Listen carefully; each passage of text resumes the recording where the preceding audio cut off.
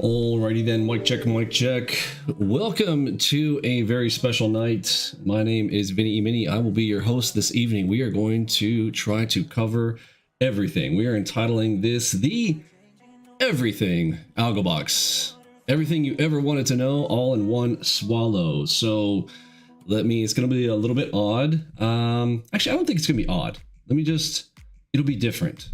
What I'm looking to do here tonight, I am going to brain dump everything there is to know about AlgoBox all in one fell swoop. I am going to try to do this all in one take, going live streamed here. Now, this could be compartmentalized later into segments and pieces. I understand that, but I want to make sure you're getting an echo, or are you just saying echo, meaning I just want to make sure somebody posted echo in there. Watching on the 65, full skizzy typing. Okay, everything's good though, right? All right, we're not getting an echo. Yeah, if the audio clicks out or anything, do let me know. We are gonna have a section of this where we've got open mic. So if you are inside of our Discord channel chat on the left-hand side, I will jump into the Vinny Live Jams section on the left-hand side to have chats with you guys, to answer questions, and if we are missing anything, I would also like you guys to be posting questions in the chat. I'm going to try to have the chat box here in front of me in just a moment, and that way I don't miss anything there. In fact, I think I can bring it over. I don't know why. It gives me a very odd size for some reason. One moment. Let's see if this will... If I shrink it to the size that it needs to be, then I can't can't see it. How about I put this over here to the right and right next to the screen here. That way, there we go. Okay, so covering everything, and I want to start in some very important locations. Where are we right now? We are in a world where it is extremely clear and evident that it is a battle between good versus evil. It is a battle between truth and fiction. We are not immune to it, especially our trading industry particularly is just known for scams and lies, etc. And while it seemed like, well, maybe that was kind of unique to the trading industry, now it's like a plaguing virus and it's in everything. And I do want to start there. As you are traversing and coming into the AlgoBox system, intelligence isn't necessarily required to activate or use our system. In fact, the system does a lot of the work for you. That's the good news. But as we get into this, I am also a mentor to you, and I'm going to encourage you in some ways, just from a mentor's perspective. What I would encourage you of some things to do. I would guide each and every one of you to say a prayer every day for yourself and pray for wisdom. Solomon, the wisest man who ever walked the planet, gifted by God in, as I've studied even recently, even more very interesting ways that I had never even considered, even in the arena of spiritual control. Fascinating stuff. But he prayed for wisdom, and God found that to be extremely favorable. That he's like, well, you didn't pray for riches, you didn't pray for glory, you didn't pray for fame, you prayed for wisdom. I would encourage you to pray for wisdom.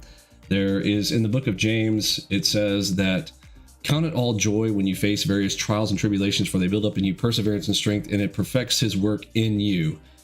And in that same book of James, it says, if any of you lacks wisdom, let him ask for it, believing he will receive it, and it will be given to him, but not if he doubts. If you're going to pray for it, don't. Just let me put it with this warning. It has a warning with it. If you do not believe that you will receive wisdom by praying and asking God for it, if you mock God in asking for wisdom as you begin any endeavor, or just asking for wisdom, and you don't believe that you'll receive it in that way, then don't ask.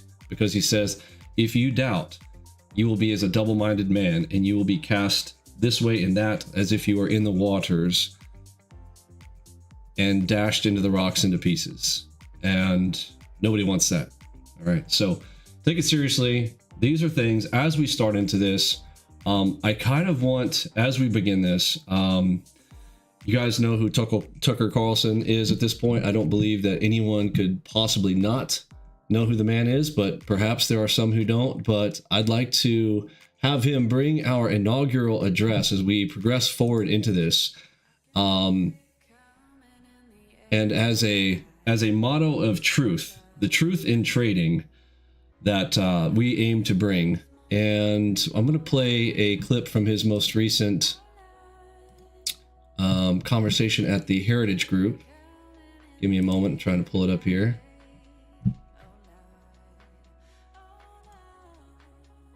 We're going to start by addressing a few of those things there.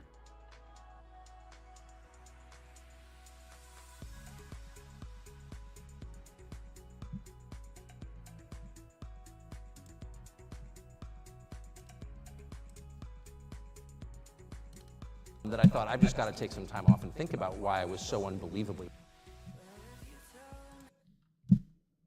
All right. The first part of this, I'm going to skip through. He kind of talked about his beginnings with the Heritage Group, but we'll forget where it is. Well, let's play it through here. And, you know, the idea at Heritage when I worked there wasn't just that, you know, we're in the Soviet Union, this Cold War, but very much a war and different issues. Black nationalist socialists from Florida, okay, kind of not my demographic, but would have indicted them for criticizing the U.S. position, the Biden administration's position on the war in Ukraine, and charged them with felonies for which they're each facing 10 years in prison. If you told me that could happen here, I would have laughed at you. No, we have a First Amendment. That can't happen here, but it has, that and a lot of other things, which are gravely unsettling, actually, in people who were rooted in the Cold War story and the reality of the Cold War, again, my age, 53, kind of know where that goes. So the purpose of my talk, which by the way, I will keep brief. I'm an inveterate talker. I can literally talk forever. You can't even imagine my capacity for loquaciousness. I mean, it has no end. It's a bottomless well. You know, if you dropped a quarter off the observation deck of the Empire State Building, how long would it take to hit the sidewalk? That was always what we talked about when we were kids. You would never hear it in my case. I can literally go on first. So I will stop, and Kevin and I are going to have a conversation which I think will be much more edifying. But I would just say two things about the present moment, because I think about them all the time. And I brood on this constantly. And then I take every afternoon, because fundamentally I'm Swedish, I take a sauna every day. As a rest, I do, I'm not kidding, every single day, never miss it, and my whole family does. It's like our one cultural contribution. Oh, we're Swedish, ooh, it's a very deep ethnicity. Oh yes, a lot of Swedish traditions. You should hear our comedy, it's hilarious. But the one thing I do is take a sauna to kind of get out of my head and get away from all this stuff, and I never can, and I just use my time in the sauna to brood more. But here are two conclusions I've come to, which I think are slightly less depressing than the most obvious, which is the country's really going at high speed in the wrong direction. Yeah, no kidding. Like in ways that are just unfathomable.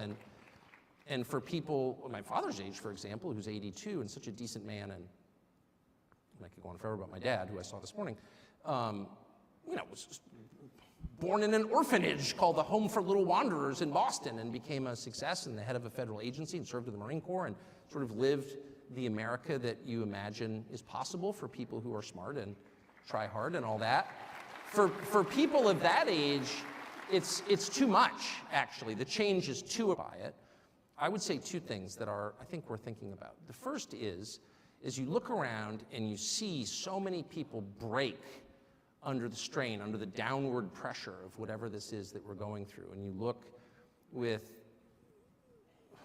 disdain and sadness as you see people you know become quislings, you see them revealed as cowards, you see them going along with a new thing, which is clearly a poisonous thing, a silly thing, saying things they don't believe because they want to keep their jobs. If there's a single person in this room who hasn't seen that through George Floyd and COVID and the Ukraine war, raise your hand. Oh, nobody? Right, you all know what I'm talking about. And you're so disappointed in people. You are, and you realize that the herd instinct is maybe the strongest instinct. I mean, it may be stronger than the hunger and sex instincts, actually. The instinct, which again is inherent to be like everybody else and not to be cast out of the group, not to be shunned, that's a very strong impulse in all of us from birth. And it takes over, unfortunately, in moments like this, and it's harnessed, in fact, by bad people in moments like this, to produce uniformity. And you see people going along with this, and you lose respect for them. And that's certainly happened to me at scale over the past 3 years. I'm not mad at people, I'm just sad, I'm disappointed. How could you go along with this? You know it's not true, but you're saying it anyway? Really, you're putting your pronouns in your email? You're ridiculous. But no one else thinks it's ridiculous. Oh no, it's your pronouns in the email. What does that even mean? What does it even mean? You're saying things you can't define. LBGTQIA+? Who's the plus? The plus is invited to my show anytime. Find a plus and I'll interview him. What's it like to be a plus? Am I a plus? I'm serious. I feel like I'm an addition. Does that make me a plus? No one even knows what it is. And the whole society, LGBTQIA+. All right, what's the plus? Oh, shut up, racist. Okay. So you reach that place and you feel, and this is one of the reasons, Father Scalia, I was actually overcome a little bit with emotion as you prayed, because I realized that I was so upset by the behavior of some people I love, frankly, in a country I revere and always have, that I wasn't praying for the country. That's on me, and we all should be. But back to my point. So you see the sadness happening. But there is, as there always is, this is a fact of nature and theology and of observable reality, there is a countervailing force at work always. There's a counterbalance to the badness. It's called goodness. And you see it in people. So let me interject a few things here. So his father or grandfather was an orphan, grew up in an orphanage, connected to me. My grandfather he came over from Italy, was in an orphanage, came over as an orphan. And here we are in this great America where truth should be the default and de facto, and that we shouldn't be throwing our political opponents into prison, etc.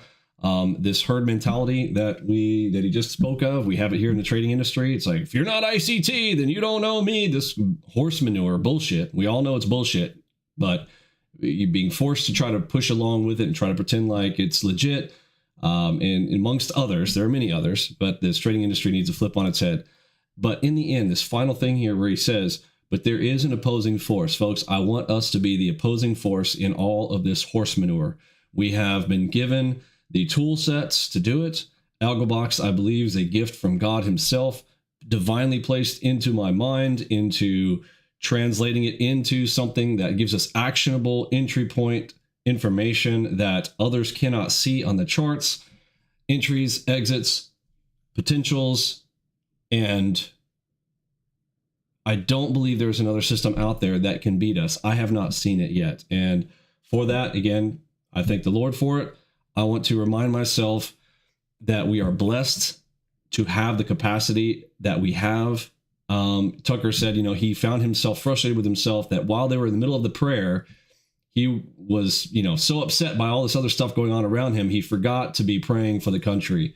I find myself in that same situation. I am getting so frustrated and so upset by the lies, the manipulation, particularly, I can get caught up in my personal angst of these attacks that have come on my family, even this weekend, same stuff, still trying to come here, trying to mess and try to get in my head on the weekends, and just frustrated by it. These guys at this point, they're little flies to me, but there were times when I have been distracted and I have allowed that to get me angered to a point where I forget my mission. I forget that we are blessed. And I want to try to play this moment as a reset today, April 25th, 2023, a reset even for my own self in my personally, emotionally, spiritually, if you call what we do here a career path, career-wise, and everything, that I don't lose focus. I'm resetting today. Back with that first thing that I told you, I believe that you should say a prayer each day for yourself, particularly, which will guide into other things, asking for wisdom. Secondarily, if you want to become wise, if you want things fed into you and you're trying to wonder, well, if you're going to read the Word of God, where should you begin? I would encourage you to at least start with one proverb a day. It's been a long time. In my very first set of videos, I talk about this.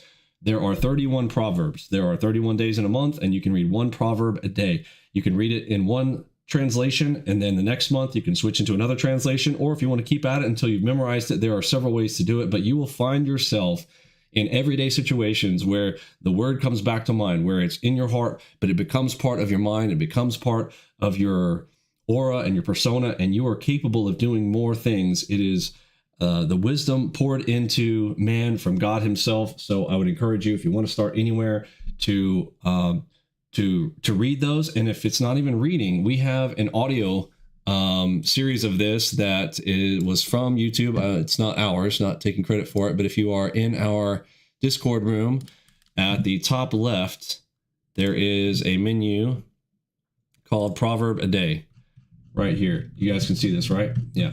So scrolling up here to the top. So today's date, if you're ever wondering, well, what proverb you should read that day, today is the 25th. So I'm going to scroll down here, go to the 25th. You can do it while you're in a shower, if you're on your way to bed, and press play right here. Okay, if you don't, you can't pull it out to read it, this is it on audio. I'm really enjoying doing this myself with me and my wife. Sometimes the kids are around to do it with us as well.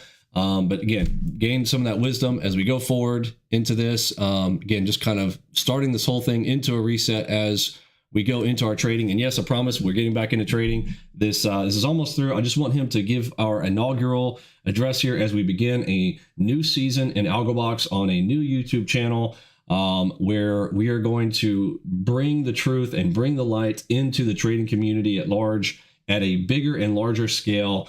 And the things that we have done in the past will go into archive. They will still be there, but we're ready for an internal reset of our own, where we are now going to just focus in on the most recent tool sets that we have fully honed in right here, not from the past where, we didn't have some of these components, where I'd say, I won't say missing, but how do you have something missing when you didn't know they existed when you're watching me from 7 years ago when we began, right? So there we go. Let's carry on. So for every 10 people who are putting he and him in their electronic JPMorgan email signatures, there's one person who's like, no, I'm not doing that. Sorry, I don't want to fight, but I'm not doing that. It's a betrayal of what I think is true. It's a betrayal of my conscience, of my faith, of my sense of myself, of my dignity as a human being, of my autonomy. I am not a slave. I am a free citizen, and I'm not doing that. And there's nothing you can do to me to make me do it. And I hope it won't come to that. But if it does come to that, here I am. Here I am. It's Paul on trial. Here I am. And you see that in people, and it's a completely unexpected assortment of people. I'm really interested in cause and effect, and as I noted at the outset of my remarks, and my ability to predict the future. Working on that. But because I'm sort of paid to predict things, I try and think a lot about, what connects certain outcomes that I should have seen before they occurred. And in this case, there is no thread that I can find that connects all of the people who've popped up in my life to be that lone brave person in the crowd who says, no, thank you. You could not have known who these people are. They don't fit a common profile. Some are people like me. Some of them don't look like me at all. Some of them are people I despised on political grounds just a few years ago. I could name their names, but you may not even know about their transformations, and I don't want to wreck your dinner by telling you who they are. But there's in one case someone who I made fun of on television, and certainly in my private life in vulgar ways, who was really the embodiment of everything I found repulsive, who in the middle of COVID decided, no, I'm not going along with this, and once you say one true thing and stick with it, all kinds of other true things occur to you. The truth is contagious. Lying is, but the truth is as well. And the second you decide to tell the truth about something, you are filled with this, I don't want to get supernatural on you, but you are filled with this power from somewhere else. Try it. key in on that. I would like everyone to remember that. Say the truth and watch what happens. Watch the power that comes with the truth. Speak the truth, even when it's hard. The power that comes with it, it feels great. Do it once, and then you'll find yourself continuing to do it. He's spot on with that. I love it. Tell the truth about something. You feel it every day. The more you tell the truth, the stronger you become. That's completely real. The stronger you become. Yeah, man, that is so true. It's measurable in the way that you feel. And of course, the opposite is also true. The more you lie, the weaker and more terrified you become. Yeah, man. Like, watch ICT. The more he lies, the weaker he becomes. He's become so weak. It's just like, it's pathetic watching ICT continue to draw out his lies. I love watching it and hearing Tucker say these things, you know, and close to home, even in the trading industry, watching this unfold. It's just, it's awesome. So carry on, Tucker. We all know that feeling. You lie about something and all of a sudden you're a prisoner of that lie. You are diminished by it. You are weak and afraid. Drug and alcohol use is the same way. It makes you weak and afraid. But you look around and you see these people, and some of them really have paid a heavy price for telling the truth. And they are cast out of their groups, whatever those groups are, but they do it anyway. And I look on at those people with the deepest possible admiration. Personally, you might be, well, has Vinny been cast out of everything? Well, I try to look around and go, what major groups are involved in anything AlgoBox? While AlgoBox is the, quite frankly, best looking, most amazing software trading platform on the planet, and yet, do you guys see how it is rejected everywhere in this society of cretins, of lies? Think about it. From futures.io to, I mean, everybody. Only person with a following out there that supports us is Mike Schwartz, and he happens to be a guy who just came in the door and started using our product. But anybody who I have gone out there and introduced our product to, I am met with the most violent level of disdain and rejection, because they cannot handle the fact that this system can do what it does, and they are threatened by it. And that is a very amazing thing. It took me a while to get my head around that, but that is exactly what it is. We are rejected everywhere. Now, some of it might be, oh, well, it's your personality. You know, it's funny. If you go back and watch my personality as it developed over the last 7 years publicly, I mean, I have literally thousands of videos out there. Go back to some of my first ones. You would listen to me and you'd be like, who's that guy? It's a different person. They created me, okay? This whole thing where you become more powerful, yes, I became who I am now, but you're trying to apply what I am now where I was back then when I'm just out there, hey, I'm just trying to do like a, hey guys, yeah, I got this great product.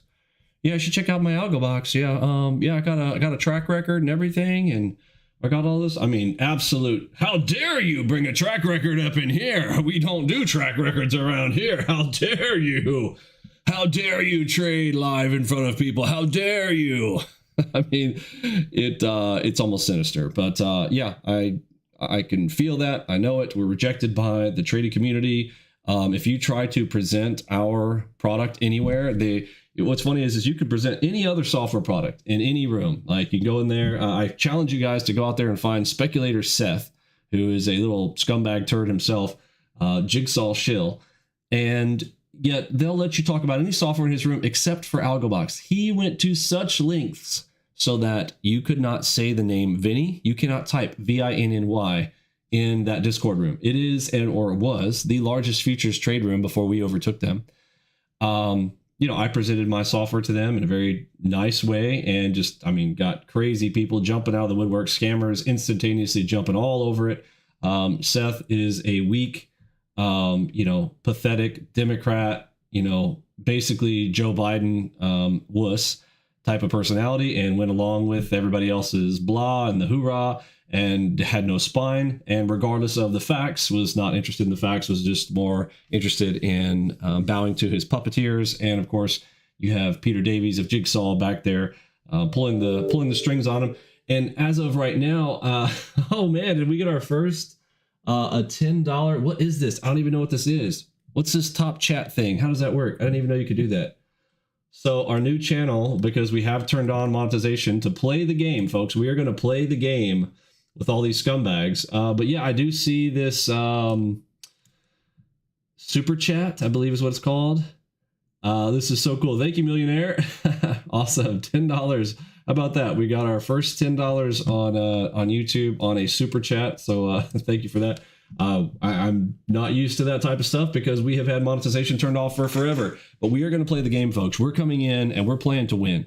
We are going to turn all the stuff on that all these other little scammers are turning on. So we will no longer be the last people that you hear about. Because unfortunately, I hear this story all too often. I wish I would have found AlgoBox sooner. I got scammed by fill in the blank, name after name after name. You guys know them all.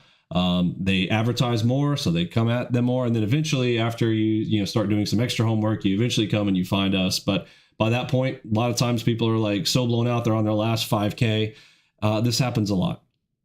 It's a sad story to hear. And, I don't want to take responsibility for it, but some of it is on us because I have refused to come into this game and play the marketing game. However, we have worked on our product. We have put time, effort, all kinds of work and testing and optimizing into our code, into our system. And so let the system speak for itself. But now we need people to know that the system exists. If people want to avoid the scammers, avoid the bull, then we want to give them the opportunity to do so. So thank you guys for traversing with us as we go into this. And yeah, so enough of me droning on. Let's finish up here with Tucker, and then let's get into, we're going to start launching here, folks. We're going to talk about everything from the beginning to the end. I'm going to start with the Enigma to talk about the shortcutting of getting into our system, and then we're just going to work our way through it. Let's go. I am paid to do that. I face no penalty. Someone came up to me like, "You're so brave." Really? I'm a talk show host. It's like I can have any opinion I want. That's my job. That's why they pay me. I also want to mention that. Think about where we sit. The reason that I can come out here and I realize that I have a freedom to speak because I don't have, your traditional job. What are they going to do? Fire me? Who's going to fire me? Right? Well, now that they can cancel me, right? We've talked about that, which is why I tell you guys, please, maybe stop right now and go open up a Twitter account. If you don't have one, follow Real Vinny Emini. That's my handle, Real Vinny Emini. Ask around for it. Follow me over there. You're going to have some backups because, at any point, these individuals, YouTube can shut us down because, they may shut me down tomorrow because I've got Tucker on my YouTube channel. Who even knows at this point? They're going to be trying to silence the truth as much as they possibly can. They're not even trying to hide it anymore. If you're speaking the truth, they hate you. But stay on track, stay on course. Let's stick together, band together. As Tucker was just saying a minute ago, get in with other people who are speaking the truth. Go for it, go forward. And there are still more of us. It just feels like there's more of them because they are the ones controlling some of these levers. And I say some of them because, again, as of right now, thank you, Elon, for opening up. Maybe the last beacon of hope for the freedom of speech might be the last place. So follow me over there. You know the drill. It's not brave to tell the truth on a cable news show. And if you're not doing that. But, again, the power of having financial freedom with AlgoBox, right? Say what we need to say. Say the truth. And it's like, what are they going to do? You see what I'm saying? It gives us freedom. And which reminds me that, I need to be speaking louder and I need to get into it and I'm getting fired up. Let's go. You're really an idiot. You're really craven. You're lying on television. Why would you do that? You're literally making a living to say what you think and you can't even do that? Please. But how about if you're a senior vice president at Citibank? I'm serious. At Citibank. And you're making, $4 million a year. And you've got 3 kids in Bedford and 2 are in boarding school and 1 starting at Wesleyan next year. And you need this job, honestly. And your whole sector is kind of collapsing and you know that. There is no incentive whatsoever for you to tell the truth about anything. Yes. And that is because they're controlled by money. And this is a scripture passage that I used to struggle with as a child. Some of you guys have heard me to say this before, that there was a Bible verse that said, you will have to choose between God and money. And I thought that was odd. Why would anyone need to choose between God and money? I did not understand that as a small child. Like, was like, what? And even as I was older, I mean, I'd say, young man, I was like, between God and money, maybe good and evil, between God and Satan, maybe, but no, why God and money? And we're seeing it right now. This is what's crazy. Like now, for 43-year-old me, I'm sitting here and I'm like, whoa, holy shnikes. It really is a choice between God and money. It is, you either believe the lie, take the lie, jab it into your arm, accept the lie, or else you will lose your money. Because that's what it is. It ain't or else you die, or it ain't or else, this or that. It's or you can't make money. I listened to Justin Trudeau's speeches today because Canada's going nuts about it. And, after all this stuff and finding out and people are figuring out that, there's all these people dying from the COVID shot itself and all these side effects that people are having to experience with this BS. And that's just the ones we know about right now. And all of a sudden they're wanting to back off and be like, oh, you had the choice. You didn't have to take it. It was your choice. No, it wasn't. Right? Is it really a choice when they're holding a gun to your head? Like, well, we weren't holding a gun to your head. No, but when you are holding their job over their head, when you literally hear them say you're either going to take the jab or you're not going to work. So your choices are like, let's talk about what that means. Oh, it's not just about working. People don't want to say it, but do you know what work represents? That represents your time. That work represents everything that you do. And the money, that's just a number that provides for your family. For you, if you're just on your own. That's the gas in your car. It's the food on your table. So you're basically faced with you're going to be homeless. Or, of course, as they're saying, well, it's to stop being in the hospital. Some people, I think, would rather be in the hospital than be on the street, living on the street. A short stint in the hospital, okay, versus living on the street, being homeless because you can't have a job. Oh, can't ride the trains, can't transportate, can't have any transportation, can't get on a plane, can't get on a train. Yeah, it was money. You ultimately find out the Bible is, every part of it is true. And that one right there is now answered for me. To see it in our own lifetimes, probably none of us probably thought that either. It's going to happen in our lifetime. That's what's crazy. It will be in our lifetime. And we are making the choice between God versus money. And so, yeah, this guy who's making $4 million at the top of a bank, whatever, he has absolutely, as Tucker says, he has no incentive to tell the truth, but yet he should. And yet, if you're making that much, you could give that up. But see, this is the thing. They won't give that up. They are owned by money at that point. They're owned by it. Because he could take a lesser job, tell the truth, okay, get fired, then okay, maybe take a lesser job somewhere else, move his way back up. Lord would probably bless him, but they don't see that. They just think, I got to this place and now I have to hold it. I got to hold on to it. I better not tell the truth. I'm going to lose my position. So folks, those of us who get the opportunity to speak the truth, man, let's do it. Let's freaking do it. Let's go. You just go into the little re-education meetings and you're like, yeah, diversity is our strength. That's exactly right. We need equity in the capital markets. Okay, all right. So if you're the one guy who refuses to say that, you are a hero, in my opinion. And I know some of them. In fact, my job is to interview them. And I sit back and I look at these people and I give them more credit than I do people who display physical courage, which is often impulsive, by the way. And I'm not denigrating physical courage, which I deeply admire, but you interview people who do amazing things, who rush into the proverbial burning building. And like every man is kind of trained from birth to fantasize about what he would do when the building catches fire and you hear a baby crying, and so you run inside. No one is trained to stand up in the middle of a DEI meeting at Citibank and say, this is nonsense. And the people who do that, they have my deepest admiration. And so their example really gives me hope. It thrills me. I talk to them all day long, people like that. That's the first thing.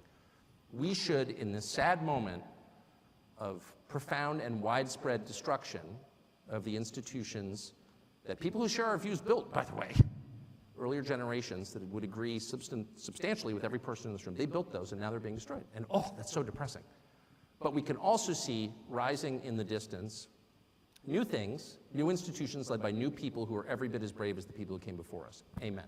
Here's the second thing I'd like to say before I get to the conversation with Dr. Roberts, which is that it might be time to start to reassess the terms we use to describe what we're watching. So when I started at Heritage, the presumption was, and this is a very Anglo-American assumption, that the debates we're having are kind of rational debates about the way to get to mutually agreed upon outcomes, right? So like we all want the country to be more prosperous and free and people to be less oppressed or whatever, and so we're going to argue about tax rates, and I think higher tax gets us there. I'm a Keynesian, and you disagree, you're an Austrian or whatever. But the objective is the same. And so we write our papers, and they write their papers, and may the best papers win. I don't think that's what we're watching now at all. I don't think we're watching a debate over how to get to the best outcome. I think that's completely wrong. And I've come to this conclusion, and I should say at the outset I'm an Episcopalian, so don't take any theological advice from me, because I don't have any. I grew up in the shallowest faith tradition that's ever been invented. It's not even a Christian religion at this point, I say with shame. But I'm just saying this as an observer of what's going on. There is no way to assess, say, the transgenderist movement with that mindset. Policy papers don't account for it at all. If you have people who are saying, I have an idea, let's castrate the next generation. Let's sexually mutilate children. I'm sorry, that's not a political debate. What? It has nothing to do with politics. What's the outcome we're desiring here? An androgynous population? Is that really what are we arguing for that? I don't think anyone could like defend that as a positive outcome. But the weight of the government and a lot of corporate interests are behind that. Well, what is that? Well, it's irrational. If you say, well, I think abortion is always bad, well, I think sometimes it's necessary, that's a debate I'm familiar with. But if you're telling me that abortion is a positive good, what are you saying? Well, you're arguing for child sacrifice, obviously. It's not about like, oh, a teen girl gets pregnant and what do we do about that and victims of rape. I get it. Of course I understand that, and I have compassion for everyone involved. But when the Treasury Secretary stands up and says, you know what you can do to help the economy? Get an abortion. Well, that's like an Aztec principle, actually. There's not a society in history that didn't practice human sacrifice. Not one. I checked. Now, when he said that in this speech, I had to take a pause. It was like, I've studied the Bible, and I've looked through different things, and there were places that were doing baby sacrifices and child sacrifices, and I was like, holy cow. Every society has gone through this. Child sacrifices, and they're just trying to bring it here. I mean, we would have thought, oh, we'll never do that. It's never happened, and here we are. It's absolutely insane. I don't know if you guys have studied the Baal or Balaam or Baal, and they would heat up this brass bull-looking thing with two arms sticking out, and they would literally lay babies on these two arms and let these babies just burn to death right there, melt into these arms, and this baby just die screaming and yelling right there. They just heat this thing up. Imagine it's just hot metal, like throwing this baby on us right there in front of all these people, and they start playing the music, and they play the music louder to cover the sounds. It's just sick. And we're like, oh, we would never do that. Yet here we are. And it does remind me, I'm doing it. I'm doing it tomorrow. It's happening tomorrow. I'm going to solve the great debate of abortion tomorrow. I'm putting it out tomorrow, and I will ask every single one of you to share it everywhere when I give it tomorrow. It is the answer of when life begins. All the debates between Christians and non-Christians and whatnot, it is solved. It is in the scriptures, and it is there, and it can be ended, and it can even solve for these scenarios of, what about the girl who was raped? What about the incest scenario? It covers those two, and it's been there all along. It's repeated three times in it, and we are not paying attention to it, and we need to bring it to the churches, and they need to take a breath, swallow it, and start following what the Bible says instead of just acting like they do on Sunday mornings. You know what I'm saying? Anyhow, that's coming tomorrow. I'm doing it. That's it. We're doing it tomorrow. Here we go. Let's go. Even the Scandinavians, I'm ashamed to say, it wasn't just the Mesoamericans, it was everybody. So that's what that is. Well, what's the point of child sacrifice? Well, there's no policy goal entwined with that. No, that's a theological phenomenon. And that's kind of the point I'm making. None of this makes sense in conventional political terms.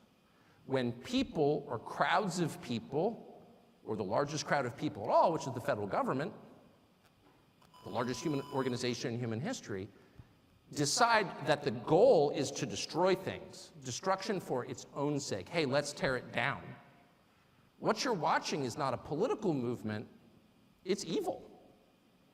So if you want to assess, and I'll put it in and I'll stop with this. I'll put it in non-political, or non-specific theological terms, and just say, if you want to know what's evil and what's good, what are the characteristics of those? And by the way, I think the Athenians would have agreed with this. This is not necessarily just a Christian notion. This is kind of a, I would say, widely agreed upon understanding of good and evil. What are its products? What do these two conditions produce?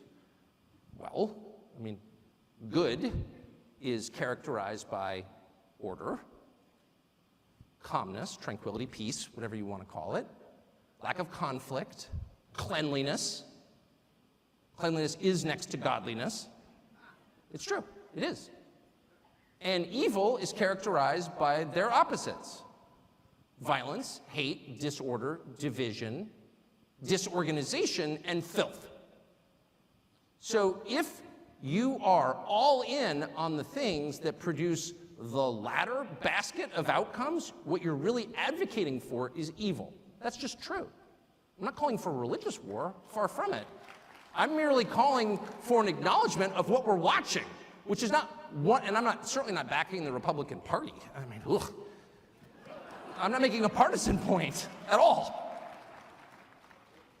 I'm just noting what's super obvious. Like, those of us who are in our mid-50s are caught in the past in the way that we think about this. One side's like, no, I've got this idea, and we've got this idea, and let's have a debate about our ideas. They don't want a debate. Those ideas won't produce outcomes that any rational person would want under any circumstances. Those are manifestations of some larger force acting upon us. It's just so obvious. It's completely obvious.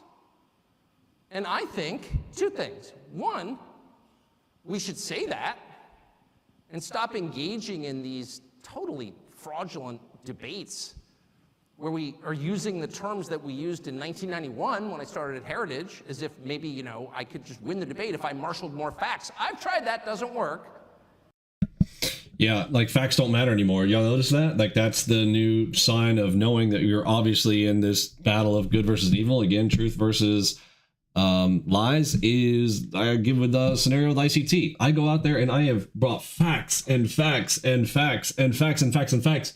And yet you have this group and cabal of idiots who, they're not interested in truth. They're interested in spinning their narrative so that they can resell it to the next guy, because it keeps them in, it keeps them in power, keeps them being able to make more money, because not because of their trading. They're not, we've proven they can't trade for a lick, but they can sell a Discord room, right? They can sell a chat room. They can, the other guys are going to struggle too. And so basically the guy who collects the most followers on Twitter and YouTube wins because they can make money on YouTube views and people desperately throwing them a few bucks a month to run a Discord room, right? It's sick. But yeah, you're not debating facts anymore. And this is, I loved his point here to go, yeah, it doesn't matter. Like, well, maybe if I just brought more facts. And we all used to think that, like, okay, just maybe the most facts and most right and correct information will ultimately end up winning, right? Not anymore. Not anymore. Now it just goes after personal ridicule and personal attack and threaten you, and sometimes to death. And for us, we've had our physical threats of violence from these scammers, and that's what it ultimately ends up in. So we're almost done. 1 minute. And two, maybe we should all take just like 10 minutes a day to say a prayer about it. I'm serious. Like, why not? Yep. And I'm saying that to you, not as some kind of evangelist. I'm literally saying that to you as an Episcopalian, the Samaritans of our time.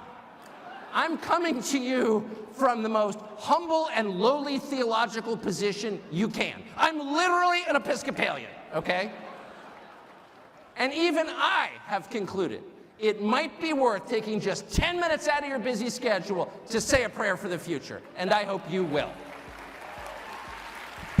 All right, folks. So that's part of our mantra as we go forward with AlgoBox. 10 minutes a day in prayer, at least. All right, 10 minutes. 10 minutes to pray for your trading and everything else. All right, let's talk about some trades. Are you ready? So, minute marker. What's our minute marker? 45 minutes and 15. At the 45-minute marker, you can start this video if you want to get right into strategies, entries, etc., how our system works. We had one show up right now, so I'm going to just talk about it. Let me turn my volume down on my side just a little bit.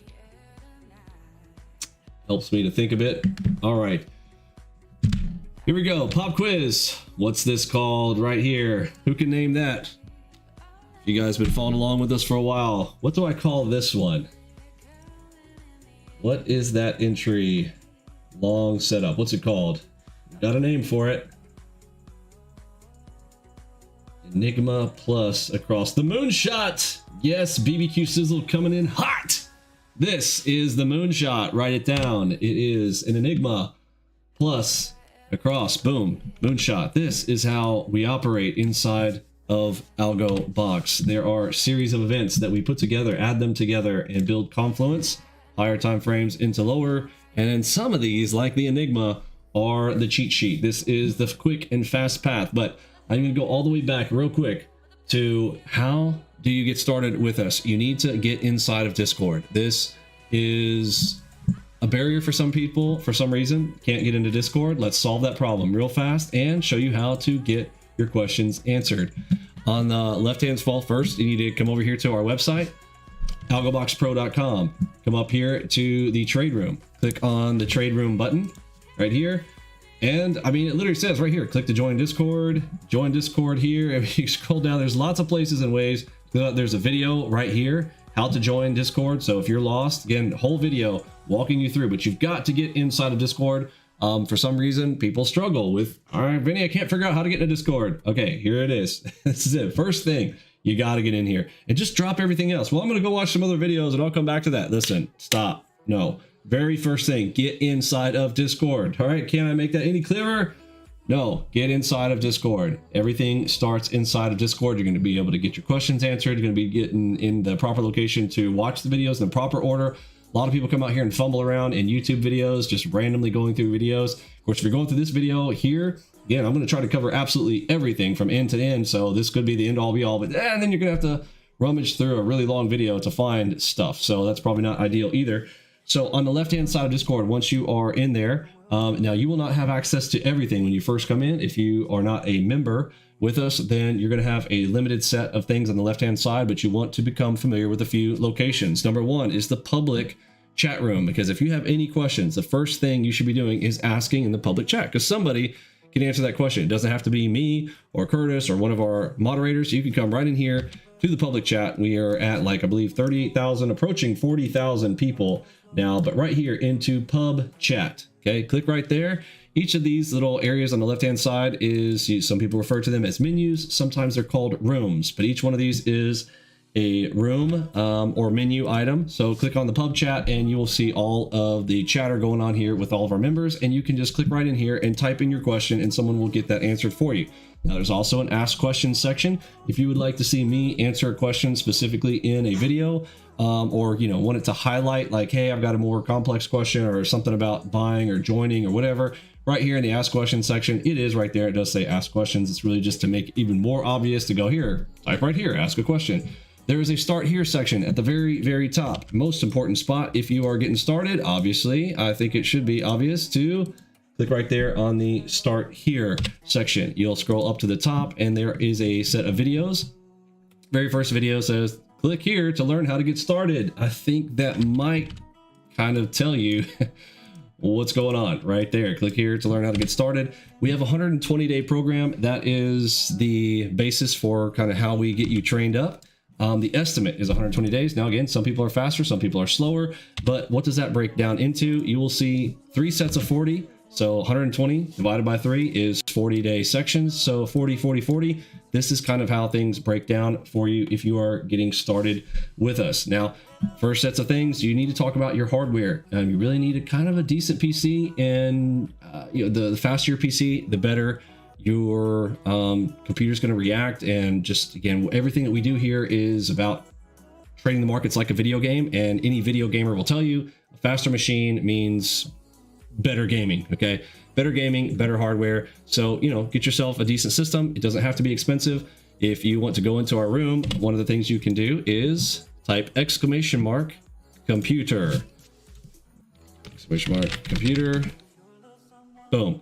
This is going to give you a video right there that I've done earlier this year, 2023, because there's another video, swirling around an old one. That's why I want to revamp all this stuff to go, okay, well, what about in 2023 as we go forward?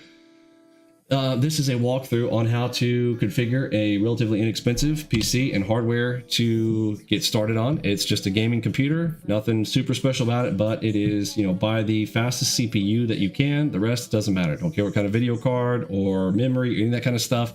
I say don't care about the video card. I do. It needs to be able to support a 4K, but these days almost any default video card is going to handle a 4K screen out of the box, and that is the minimum requirement. So make sure you understand that. Okay. Also want to mention, listen, I will not contact you about any scams, about anything like, invest with me or I'll trade for you.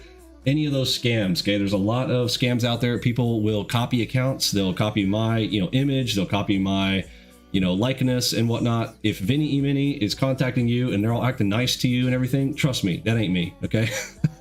A lot of people are like, Vinny, I could tell it wasn't you because you weren't an a-hole. Okay, well there you go. That's a benefit to following with our stuff, because I'm just coming at you hot, right? But no, I'm not going to offer you any opportunities to join on my crypto trading or send me 10 Bitcoins and I'll send you 20 back. Okay. None of that stuff. Okay. Let's see what else. Nobody cares what you think, Jay Lee. Literally nobody cares, but thanks for dropping it in here. And if you're dropping it in my room, guess what? I don't care either. Your opinion doesn't matter. If you got something good to say, hey man, come and say it. And I don't mean just, let's all talk about rainbows and butterflies, but I mean, if you got something good to contribute, like, contribute. Okay, but fluff, keep it to yourself. All right, Fluffy. Let's see, go through. Discord is key. Okay, Discord is key to everything. We talked about that. I won't contact you. Next one on my list. Cannot overstate the importance of getting a Discord. We talked about that. Getting your questions and answers fast by asking in public. Creating a ticket. Yes, talking about tickets. So over here on the left-hand side, because of my access, I can see all the support tickets.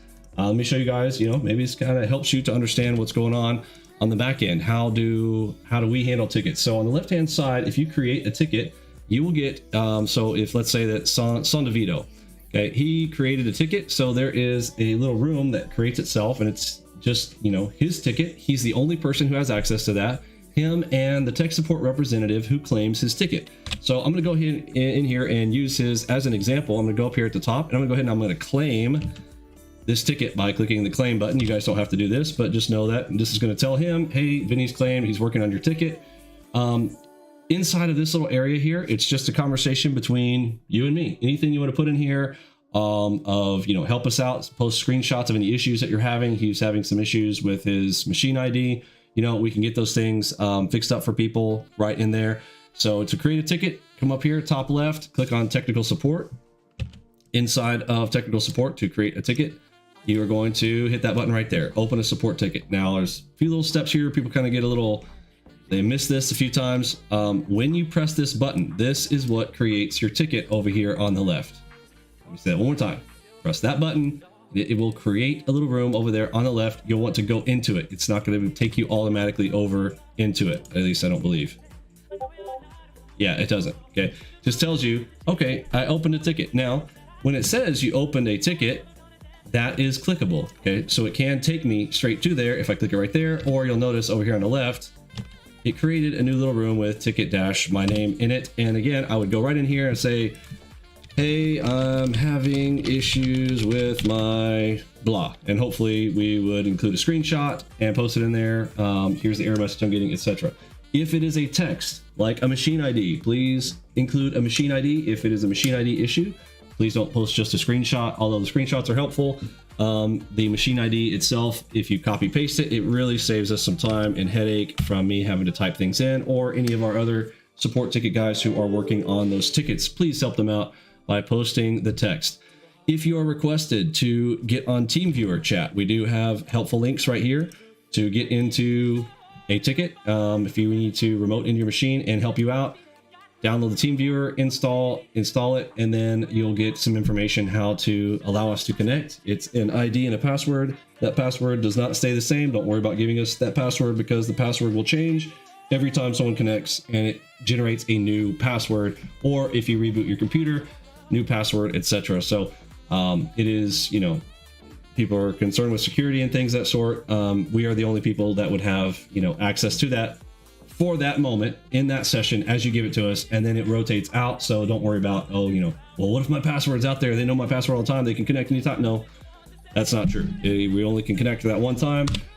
We'll get you squared away, fixed up, and then you can come up here and you can close out your own ticket by clicking on the close button, or if one of the other techs like Curtis or one of our other technicians can go here, we'll close with a reason. Fixed it, submit, boom, and it goes away, and you get this nice little reminder up here. You can track all of your tickets with the little ticket section there, and it kind of gives the history of the chat back and forth and all that. So there's a ticket history as well. So ticketing system, if you are having any issues getting set up and getting started with us. All right, so getting those things out of the way, let's look at the next stuff. Most issues are solved. Let's see. Great ticket, got that. Okay, if you would like to save yourself some time with the tickets, there are 3 videos that will pretty much solve all of your issues. Okay, in the public chat right now, I'm going to type !repair. Okay, there's a repair video. This is the very first thing you should do on anything. I mean, I know you're gonna say, but I've got a licensing error. You'd be surprised. Okay, this will probably fix 98% of all issues that you have. Okay, so just run through that video there. It's only 4 minutes, but you'd be surprised at how many people just don't do this, and they still come to us, and the very first thing I do, I go and I do this. Now, if we keep having this and we keep having to come in here and do this for you, again, for our own time's sake, and to deter people from constantly just not going through this video or going through the normal steps, like kind of taking care of your own stuff, like you are responsible for your own things. Again, you kind of should be thinking of this, running this like it's a franchise, right? You're responsible for your own business. We should not have to do this for you all the time. So run through this, do it, or we may have to start charging for tickets if we've got to remote in and we end up doing the exact same thing. I don't know how we're going to solve that, because I mean, I'm sure there's a way, like Microsoft has a way. It's like, well, if we fix it for you and we remote in, we do it, we charge you. But if it ends up being, something on our end and it really was our fault, or something on our side, then we don't charge you, right? And then we refund you. So we may have to start doing that and have an upfront charge, a nominal charge. It's like, okay, well, we're going to charge you $49 to open up a ticket. And so maybe that will stop you and try to avoid, opening up a ticket and solving it on your own, because you really should. Like all these tickets over here on the left, I can almost guarantee you half of these tickets, I'll probably just go in there and be like, okay, yeah, go through this video, and yet I have to go on here and do all this. And it's really taking up a lot of our time. And I'm doing a lot of them right now because I want to find out how long it takes us to do all these. I am going to be hiring some folks here during the summertime to take care of some of these, but even then, I mean, I've got to hire them. So I'm going to pass on that cost to you guys if you guys keep asking for the same things over and over again, and you don't simply just do this one. The second set of things, type !performance. Okay. If you're having performance issues, you are going to have to set up your computer as though it is a business machine, and there are things that you need to do. Okay. So things like adjusting your firewall, adjusting your antivirus parameters to set up exclusions lists, and some things with your memory if you want to speed up. Remember, we are trying to make millisecond responses and millisecond decisions, so every millisecond matters. So there are some settings in your memory heap settings in Windows, etc., and all of those are walked through in these 2 videos. So like I said, the majority of all of your situations are going to be solved with these 3 videos. So we will continue to point you guys to these. I think we're going to kind of try to incorporate these into the ticket system somehow. Maybe have these videos sitting there saying, hey, before you open up a ticket, go through these 3 videos, go through the steps in them, because this literally solves nearly 98% of all of the issues that come through over here on the ticketing system. All right.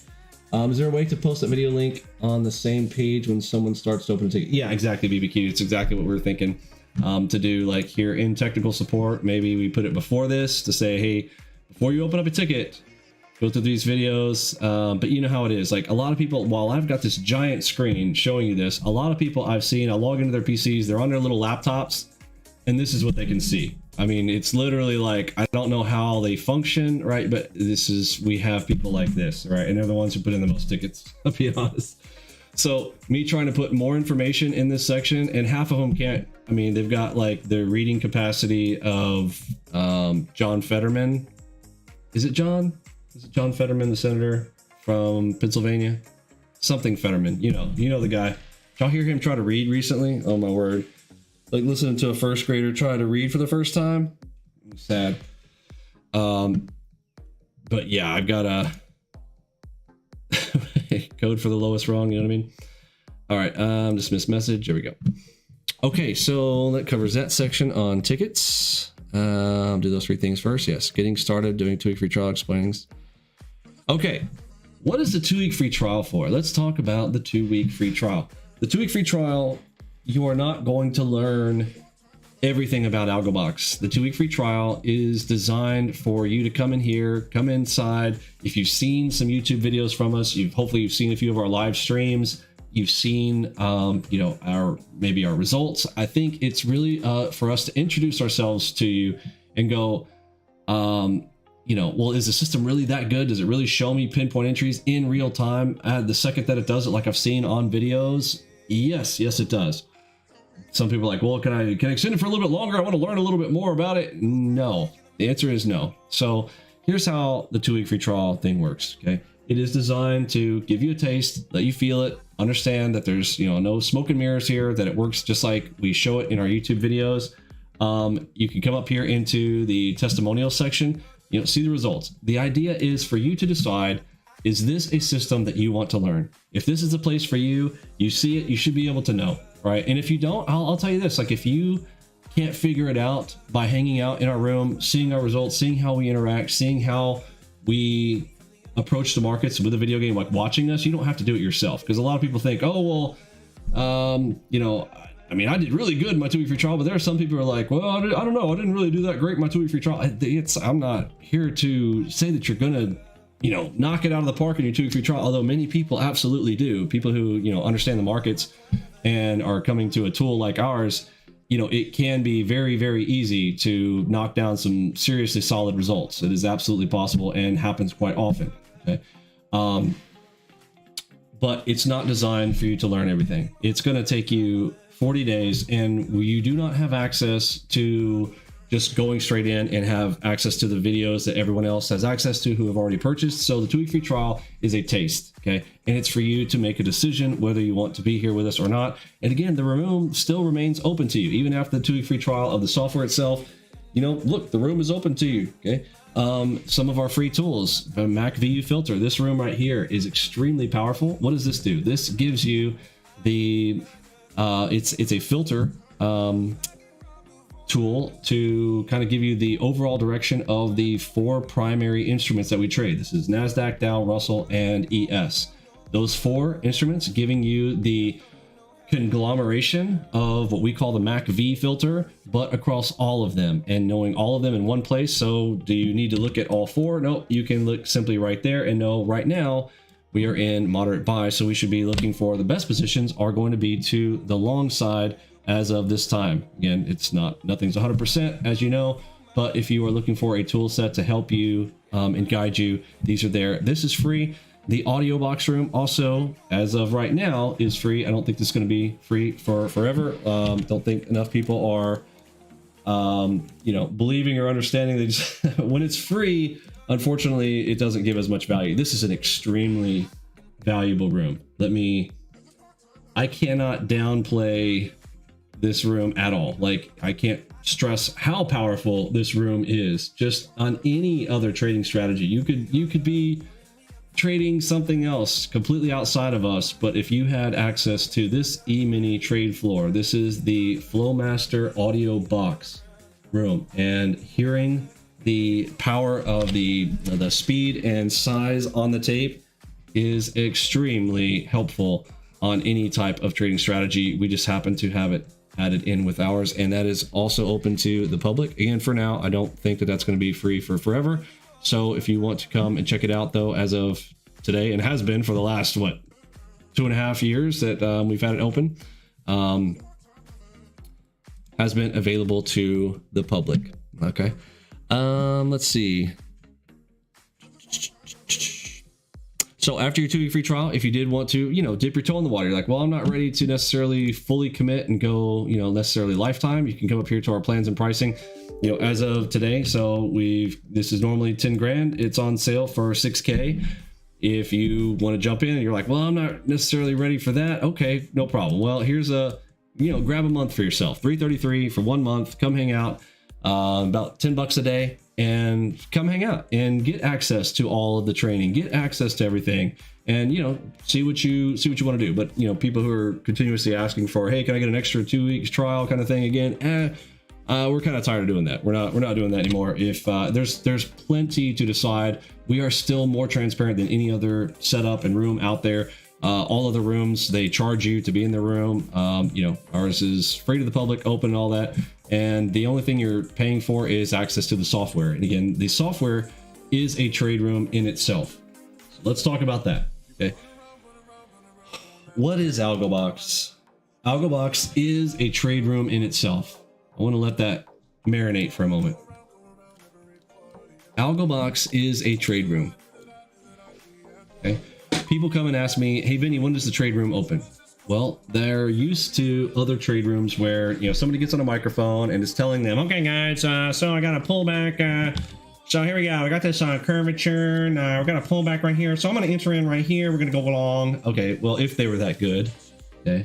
Most of them are not, but let's just imagine for a moment that you had a really cool guru that could go, their whole point is to go like this. Okay, guys. Yeah, it's a good place to get in right here. Right. So our system is a trade room in itself.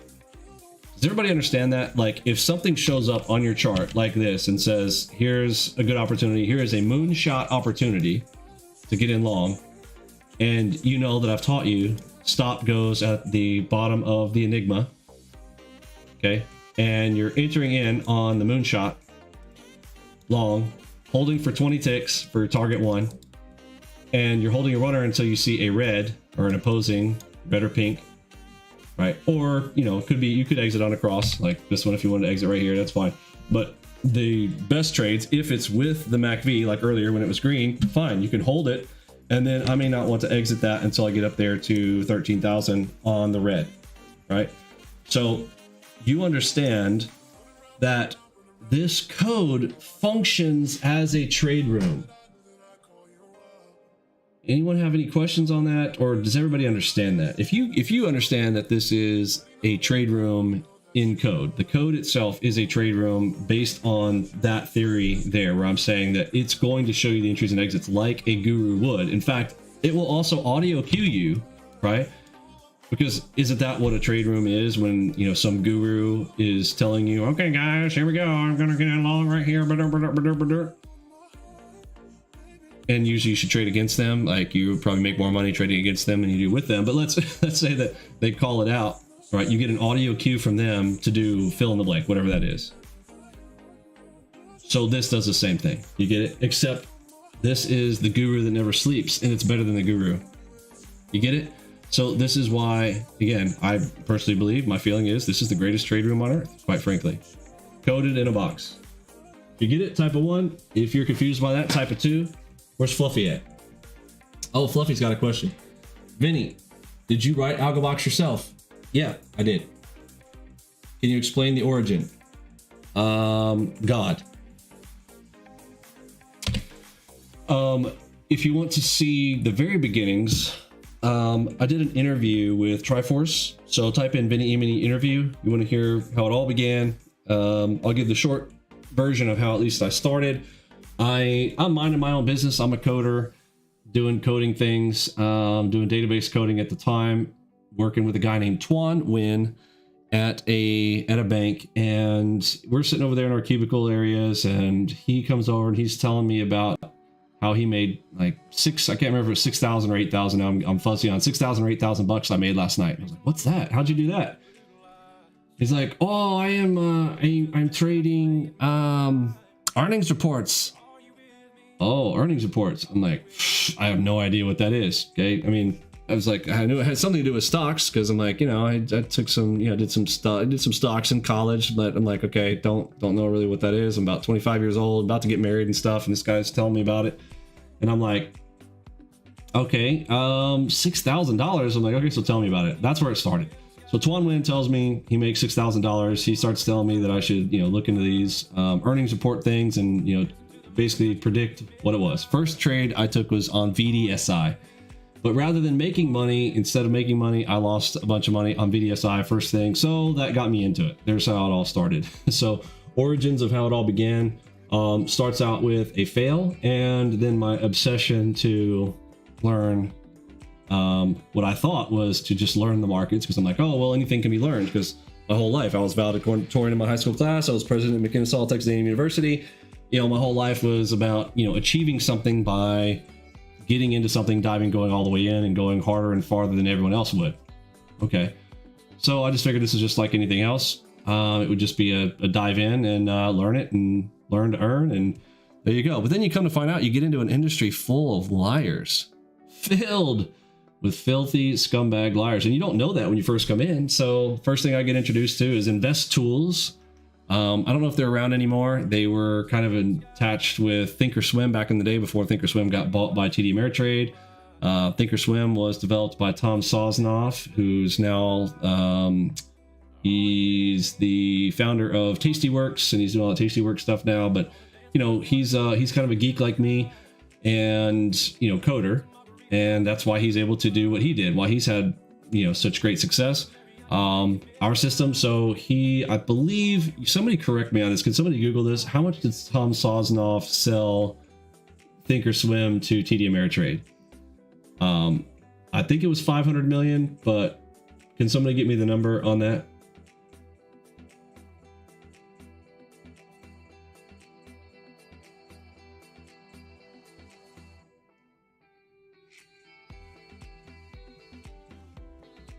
The reason that it matters, so we've had two offers, semi-sizable offers. It depends on your viewpoint of things. Our first offers, we were offered 10 million. I kind of thought that was a slap in the face. I'm like, come on, bro, 10 million. But I was offered 100 million, and that one I definitely had to think about. I mean, but I was already hardcore. Y'all know me. I'm a not all of you know me, but yeah, right. I ain't selling out. You know what I'm saying? That's the whole, you get that feeling in your pit. You're like, I ain't selling out. But there's that moment where you do think about it. Yes, we've been offered big money to sell out, but we're still here. So 606 million total sale. Okay. Yeah. So they sold for 606 million. At this point they're only offering 100 million. So, and with inflation, I still think that's a slap in the face. So let's keep going until they regret that. I don't know. I didn't counter offer him, and I wasn't planning on selling out. We ain't done yet. And quite frankly, I think that God owns this place. As far as I'm concerned, we ain't going nowhere. I'm here to help good people, and we shut the bad people out. They like cancel culture. That's fine. I'll cancel them. All right, here we go. So we were talking about 2-week free trials. You can get in, grab a month for $333. You could probably learn the system in about a month. It takes about 40 days. You saw the 3 sets of 40. First 40 days is learning everything. Okay. Middle 40 days is practicing how to lose well, and final 40 days is how to smash the ball out of the park. But this is a trade room in a box, if you will, AlgoBox. Okay. So the trade room is the code. It's open 23/5. As long as the markets are open, this is going. Like right now, it's 11:15 Eastern time, and there you go. I mean, market's still here. Like it's still showing you. Look, is your guru up at 11:21? Or is it 10? Sorry, it's 10:21. Are they up at 10:21 p.m.? Telling you, hey, there's a moonshot on the 2s. Long. Yeah, man, don't mess with BBQ Sizzle. BBQ is, I don't know. I can't wait to meet BBQ one day. He is a high IQ, high intelligence, gifted by God with some very unique talents. He's like an AGI. He is a jack of all trades, but it's not just a jack. He's like a genius of all trades. So never underestimate the power of the BBQ Sizzle.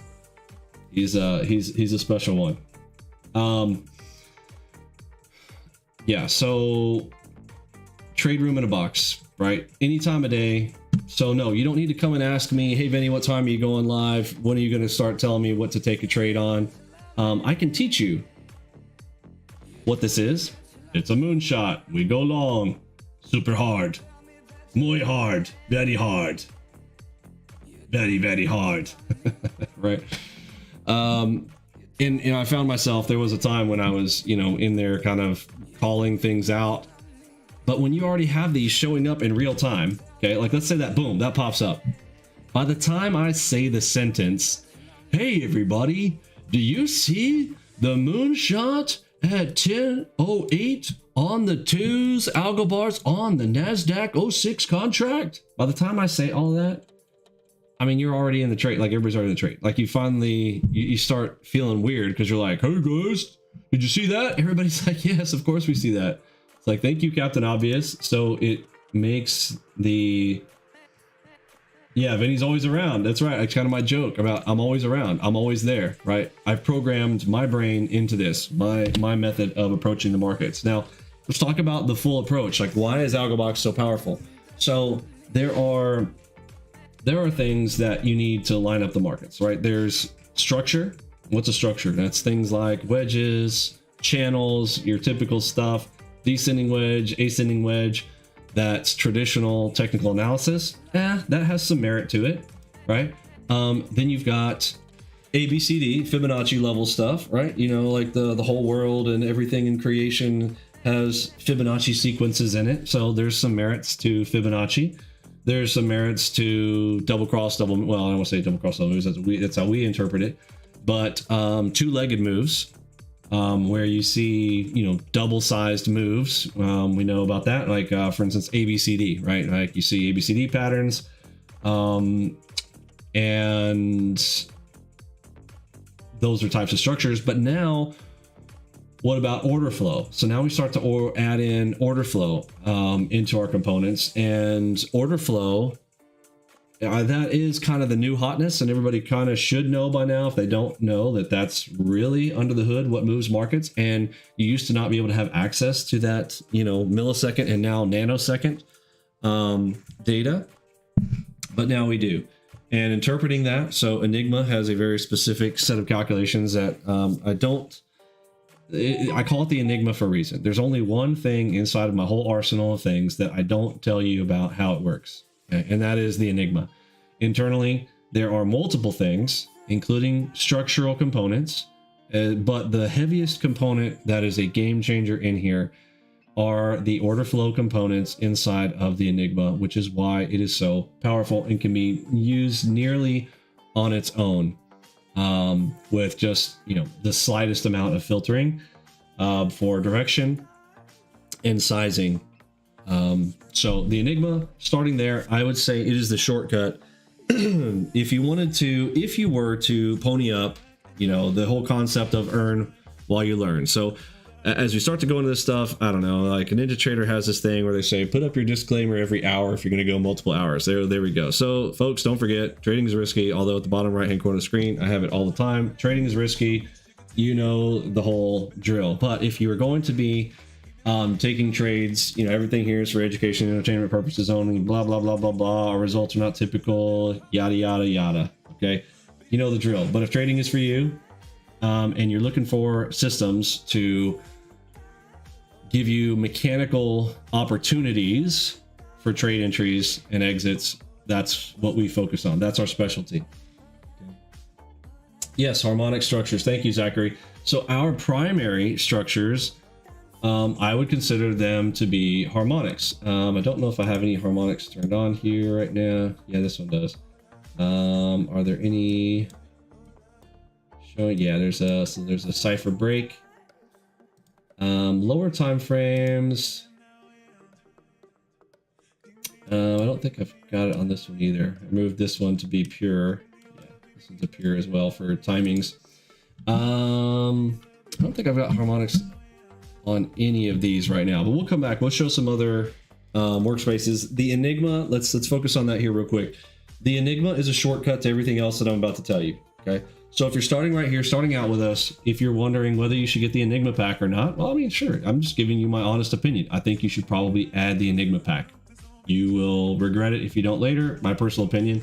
If you spend any time with us, you'll regret having not gotten in on it before June the 1st. The June 1st cutoff deadline. I will show you some screenshots. Curtis, are you here? I know it's late. I don't know if Curtis is able to make it here with us tonight or not. Let me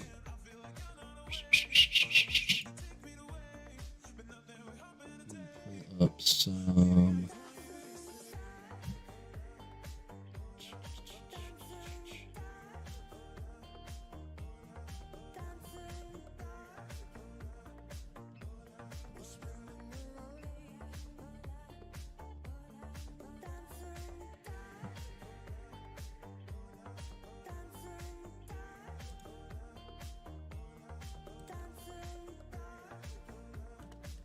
Here we go. I found it.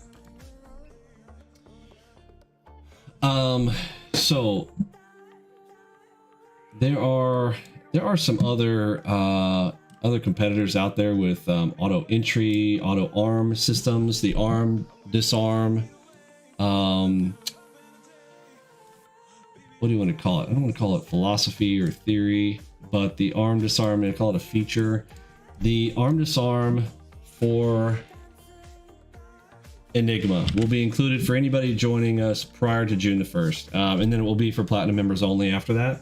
So if you did want to have this included in your pack, anybody getting in on that prior to June the 1st, you'll have access to be able to do that.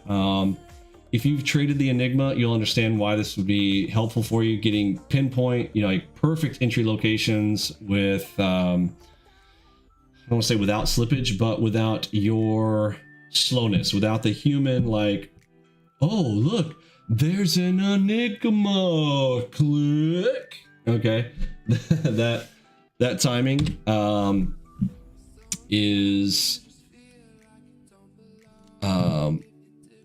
that gets eliminated by having the semi-auto arm disarm features that will come with the Enigma. So the earn while you learn would be Enigma. Why? Because you can technically learn the strategies inside of Enigma in a weekend. Let me quickly go through some of those on the highlight reel. Okay. Again, this is not going to be the in-depth stuff, but if you have been through our programs or you want to know like what you're looking at. So like a play like this would be a standard Enigma entry short. Okay. Nothing necessarily special about it. Enigma, is it going to go 20 ticks? Yeah, it's going to get you 20 ticks. How do you use your ruler tool? Use your ruler tool from the bottom to top there.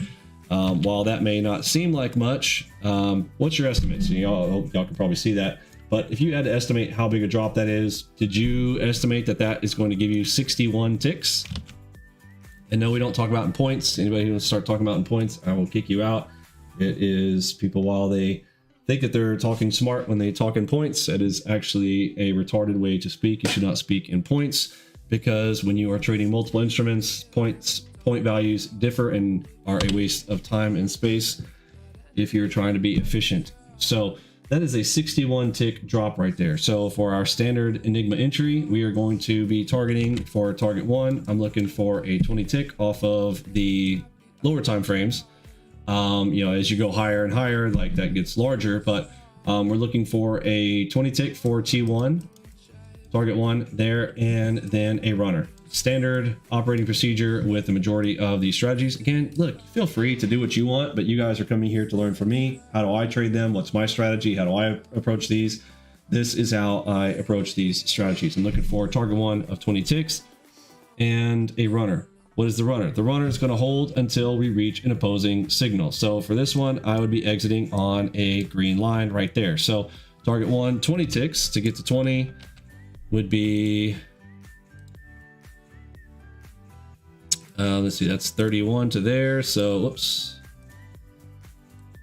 20 is right there.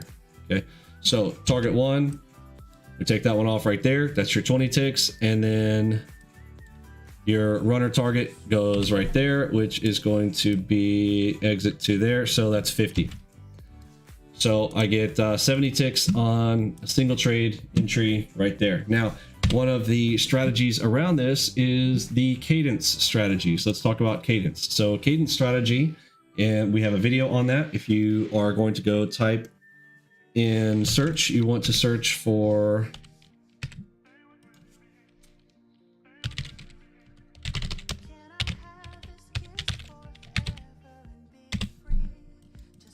okay, just type this into the YouTube search, Vinny Emini Cadence Hack or AlgoBox Cadence Hack, and watch the video. Understanding cadence has to do with our 5 trades up here. If you're looking at our little coins up here, very, very top, see our 500 sheet up here. Can you see my hand up here?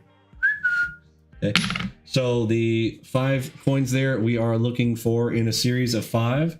We want to wait until we have 3 failures. I hate to use the word failures, but that's what they are. And then after you see 3 that don't work, 3 fails, we want to take the next one. So great example right here. So see, these really didn't get too much. I mean, you might say, well, it did go that direction. So technically speaking, you know, did that go, but did it go 20 ticks? I don't know. So if we were go, you know, like peak to peak, maybe, okay. Yes, that's technically 24 ticks, but on an entry, now, mind you, this can be solved by, you know, the bot, right? A bot could, you know, potentially enter in perfectly at the tip right there, but probably not, right? Our slippage and our first entry is going to be here. And if I were to, you know, get a perfect exit, you know, that's only 17 ticks. So I would call this a fail. And what's a fail? That means that the price went back behind the Enigma. So identify failures and identify 3 in a row. That's a cadence strategy. Okay, so I will wait to make sure that cadence is in my favor. You'll learn what that means if you go and watch that cadence video. But I'm going to press F11 right here. So I'll call that a failure. I'll call this a failure. And the reason that is because price went back behind it before it went 20 ticks. Although yes, this one went 20 ticks, but let's pretend here for a second that that one's also a failure. This one is a clear failure. Definitely did not go down. So for this little cadence scenario right here, you can see, did we have 3 in a row? Yes, 1, 2, 3. So I want to start taking the next 5. How do we work on that? Up here, top right hand corner of our screens, you see me placing our coins out here on my 5 trade sheet. I want to begin my 5 trades up top. Okay, after I've got 1, 2, 3. Very simple strategy. Like literally anyone can do this, right? A Muppet can figure this out. An ICT student, even Fluffy here, could do this one. My opinion on TradeStation. TradeStation fell behind a long time ago. They're 32-bit. Their entire dev team sucks ballsack. Their original dev team was awesome, but management problems over there ended up running off all of their intelligent developers. The developers made so much money, they ran off and, you know, basically jumped out with their golden parachutes and said F you to management. And they didn't leave them, in my opinion, with enough documentation for them to hold down the fort. So TradeStation got fucked. Oh, sorry. I gotta stop saying curse words. I really am. I am trying to reset and trying to get myself out of my funky attitude about all the scammers, all the BS that's out there. So let me speak in this tone. All right. TradeStation is a dump. There you go. And they're 32-bit. Like, they can't, like, ask yourself this. Why were they not able to transition from 32-bit to 64-bit? That means that they're too big to make the change. Okay. And they're making so much money off of, you know, Muppets who've been with them for forever, and they're just stuck in them because a lot of people put their code around it. But it's like they've got a moving bus, but they're afraid to change the tires because they know they're going to break it. And they don't have the dev teams that are smart enough to know how it was built to do it, because they didn't pay them enough. They didn't keep them in management. They didn't, you know, progress them enough, because the guys at the top want to keep all the money. They want to act like they're the ones that were the brains, and they weren't. Make sense? That's my opinion on it. So nobody sue me. It's just my opinion. So did we have 3 in a row and then wins? Yeah, look at that, 3 in a row. And then what about the one before it? Did that win? Is that a winner? Yeah, winner, chicken dinner. Because really, you're only going to find, you know, it's rare to find 3 in a row. And that's why I say it's a great way to do it. It's just a strategy that I found that after you see 3 in a row, you're probably going to get a winner. All right. So look, that's a win. That's a win. Right. That's a win. Okay. So 2, was that 3 winners? Yeah, 3 winners, big ones. Okay. Now here we go. That's a loser. That's a loser. Right. We count these when they are kind of back to backs like this. I mean, yeah, technically this one didn't stop out, but this, we call this back to back. Actually, I'm glad this showed up. Since these are back to back, these oppose each other and they're close to each other. They basically cancel each other out, and we count this as 1 loser. Everybody write that down in your notes. Okay. This, when they're back to back, this is not 2 losers. This is 1 loser. This is if you are trying to adhere to the strictest definition of this strategy in its rules. Okay. That's 1. Okay. That one's an obvious loser. I mean, these both are winners. This, what's this called? Pop quiz. So next strategy. This is a double enigma.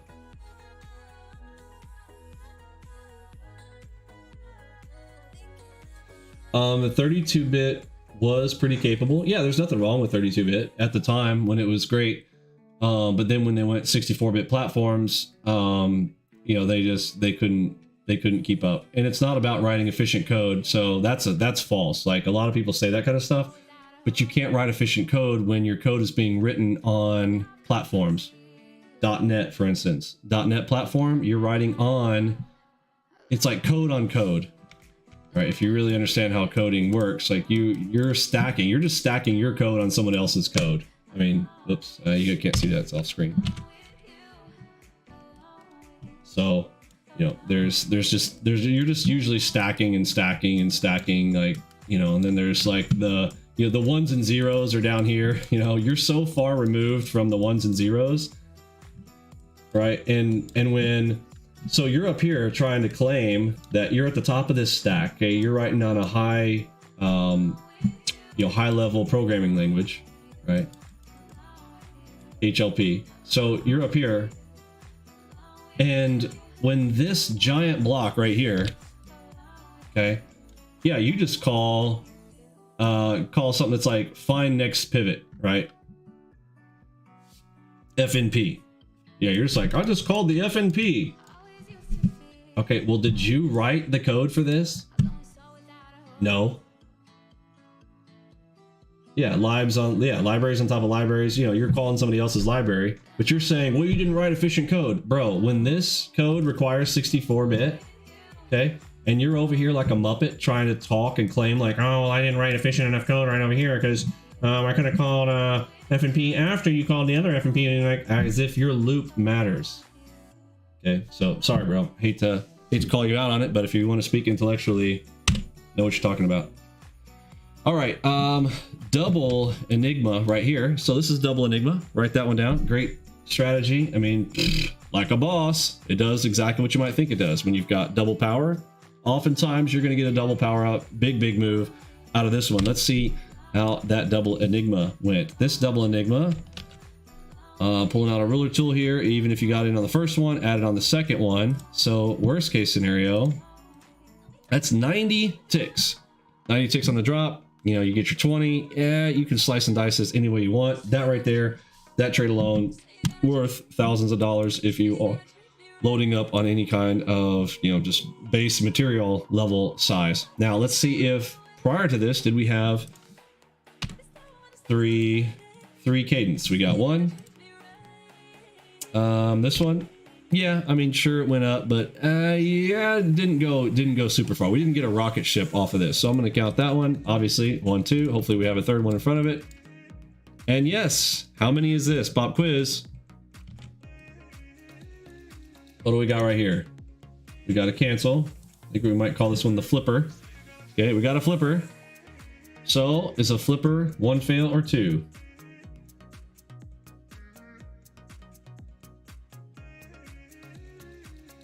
Yeah, well, it's a 1, right? So there's your 3. Okay, and look at that, huge winner, right? Everybody can see that. I mean, this is a run and a half, right? But exit on the runner is that red right there. We know that, yes. So let's measure it out. So we get our 20 ticks. Okay, so there's 20 first hits. Does it hit right there? Yeah, 20 hits off of this first bump up, right? Doesn't stop out, comes down, and we ultimately end up going and exiting as soon as we see the red. That goes 111 ticks for your runner. Get it? Everybody see how powerful the cadence strategy is and why I say, hey, you want to keep it simple. Okay, you could do this while you're learning other things. I want you to understand what I just said there. If you're going to do the learn while you earn, Enigma is powerful enough to play this simple cadence strategy thing. And you could probably do quite well with it. Again, I'm not guaranteeing it, but you could probably make some decent money off of that. Does everybody see how you can make some money? If you think you can make some money with that, everybody type money in the chat. Maybe we can get some algorithm activity here going on YouTube for the money channel. All right, you see how you can make some money with that? Without much study. I mean, did that take? I just taught this to you in a few minutes while we're gabbing about other things, right? Like, this is not a hard strategy to understand. You can start trading this on Monday, and this is pretty much agnostic to high time frame direction. But let's just say if you really wanted to add one more, slice into this, sure, it'd be handy to take it from, a higher time frame, go in the direction, your bigger plays could go in the direction. But if you're just trying to get 20 ticks, grab a 20 bag. You can grab a 20 bag against the high time frame. High time frame might be going up, but there's going to be waves of pullback, right? The whole tide wave ripple thing. So the tide is rising, but you're going to have a wave, right? So waves crash, right? So, while this is coming down, can you get 20 ticks out of it? Sure. Can you get 20 and then maybe a little bit more, maybe get to a 30 tick for a runner? Sure. Get my point. So that's why I kind of go, you don't have to, like, maybe you never studied high time frames, or you're not ready for high time frames yet, or if you're just brand new to everything. A real easy way to, take Enigma and let Enigma do the work for you. Yeah, I mean, yes, Enigma literally is designed to basically do the work for you, and it is the, earn while you learn tool. Okay. This is a triple Enigma short. This guy gets in the way there. It just gets barrel rolled, and your final exit there for a runner all the way down there. Let's just see how big of a run that was. So the triple Enigma to the crush, that's 152 tick drop to the exit for the next Enigma to the long side, and you can see the power there pretty clear, right? Yeah, we could do that pretty much all day. Double Enigma, single Enigma, winner, fail, fail. Okay, let's see. Look, there's 2 failures in a row. So let's do F11. Fail, fail. Hopefully we get another one. Yep, and fail. What do you think the next one's going to be?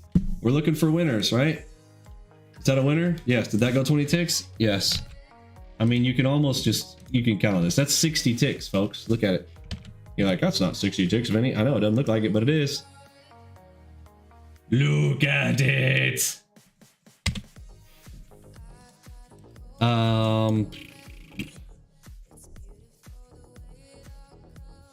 Fluffy, what was your old lady's name that you were saying that you thought she could beat me in a trading competition? Bro. Not even trying. She gets smoked, bro. Smoked. smoked. And now you know why.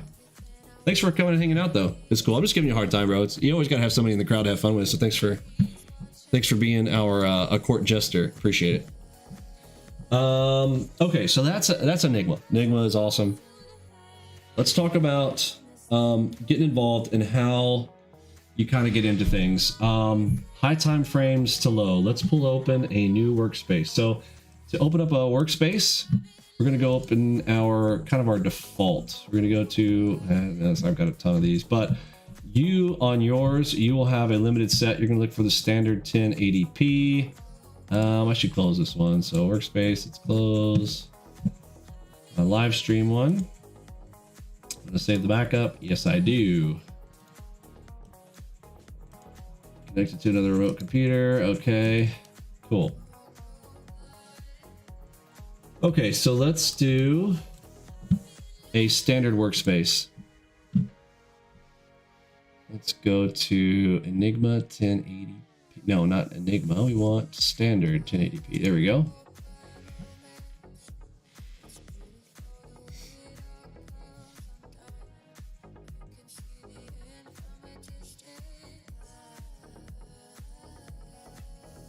All right, now AlgoBox logo and stuff is going to get in the way of that. Let's see what happens if I zoom in and bring it down. Can I do that? Yeah, that's what we'll do. Okay, so I'm going to move this off to the side.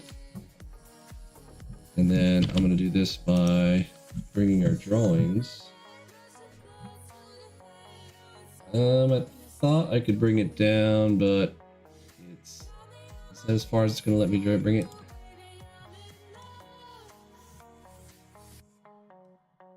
Ooh.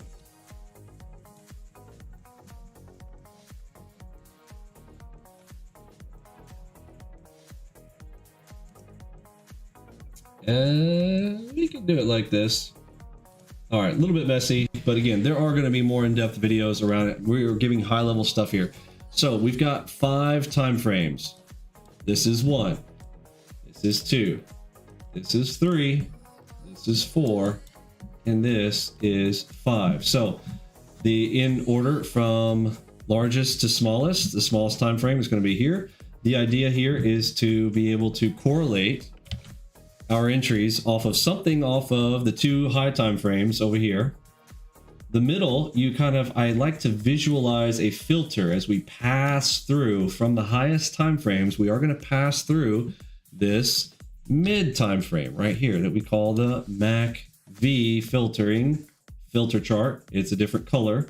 So as we pass through to the lower time frames where we're going to actually enter, we would love to see something off of these, but I don't want the risk, right? This is super risky taking a high time frame trade. And if you don't know about that, the bars get bigger. So each bar is going to cost more. Of course, there's the opportunity to win more as well, but risk and reward are balanced out there, right? Do you really want to take the risk of our highest time frame where it's 89 ticks in a bar? So a single bar is 89. If you're doing a 2-bar risk, you're talking about 200 ticks. No, we don't want that, right?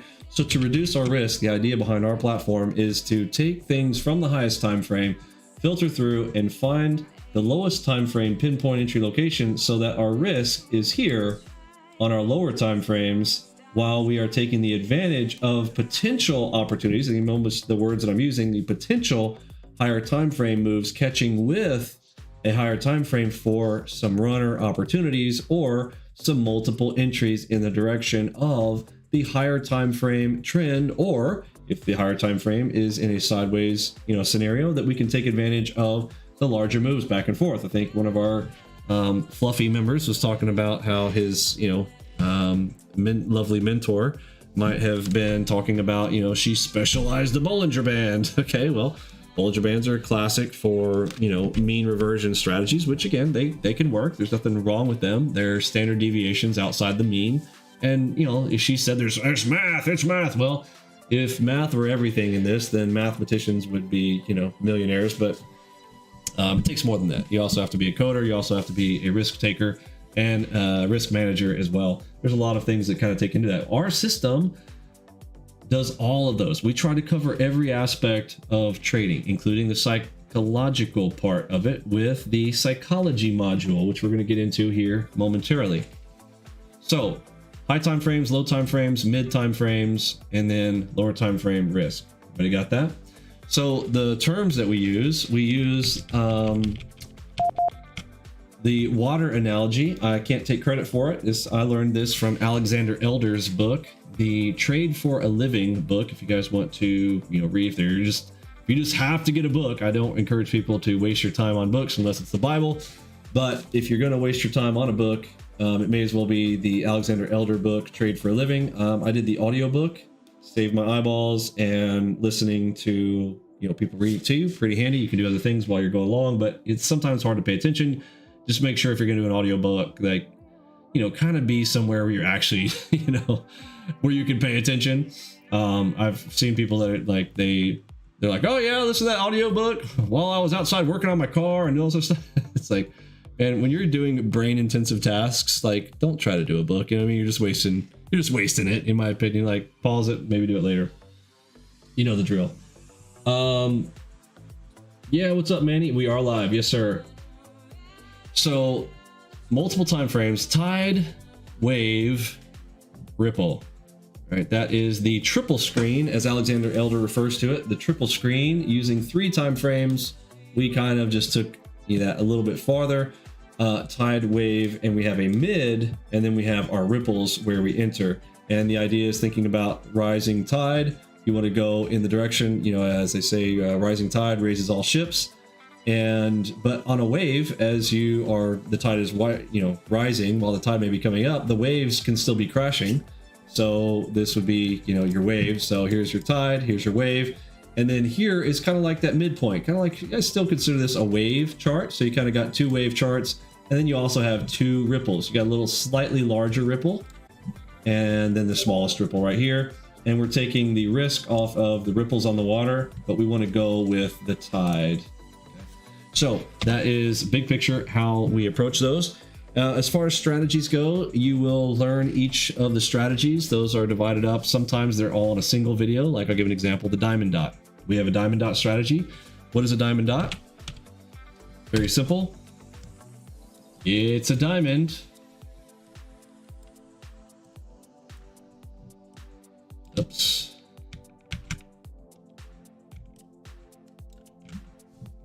With a dot of some color. It can be red, it can be green, it could be blue, it could be pink.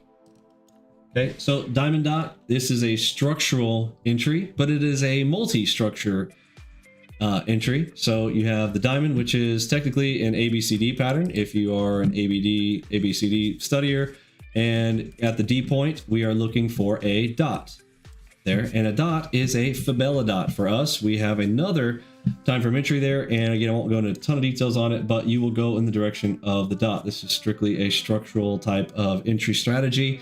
You'd like to combine this you could combine this even more so. Like, let's say that you also got a cross showing up in here, like a alpha omega cross. Well, now you may want to take that along with it and go to the long side, because you've got that. We talked about that in those. Each of those strategies is an entry strategy.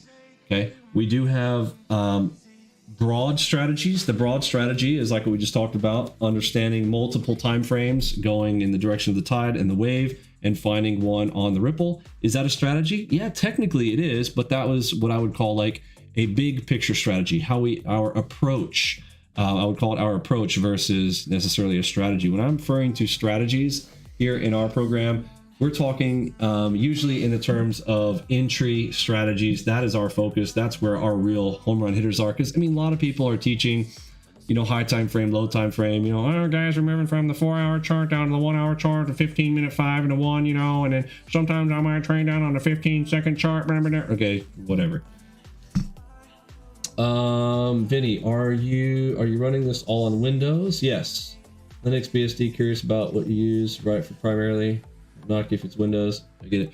Yeah, I know it is Windows. It is the .NET. We actually leverage the .NET framework, and it is C# primarily. A custom version of C# that also incorporates, it's called NinjaScript. So again, NinjaTrader is also in there, and they're writing their modules, and we're writing modules on top of modules on top of modules, right?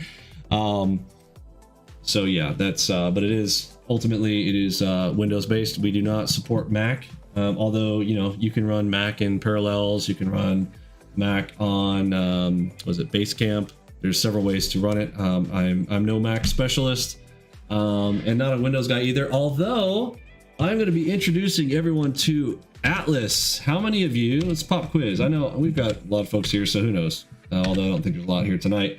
How many of you heard of the Atlas Windows installer?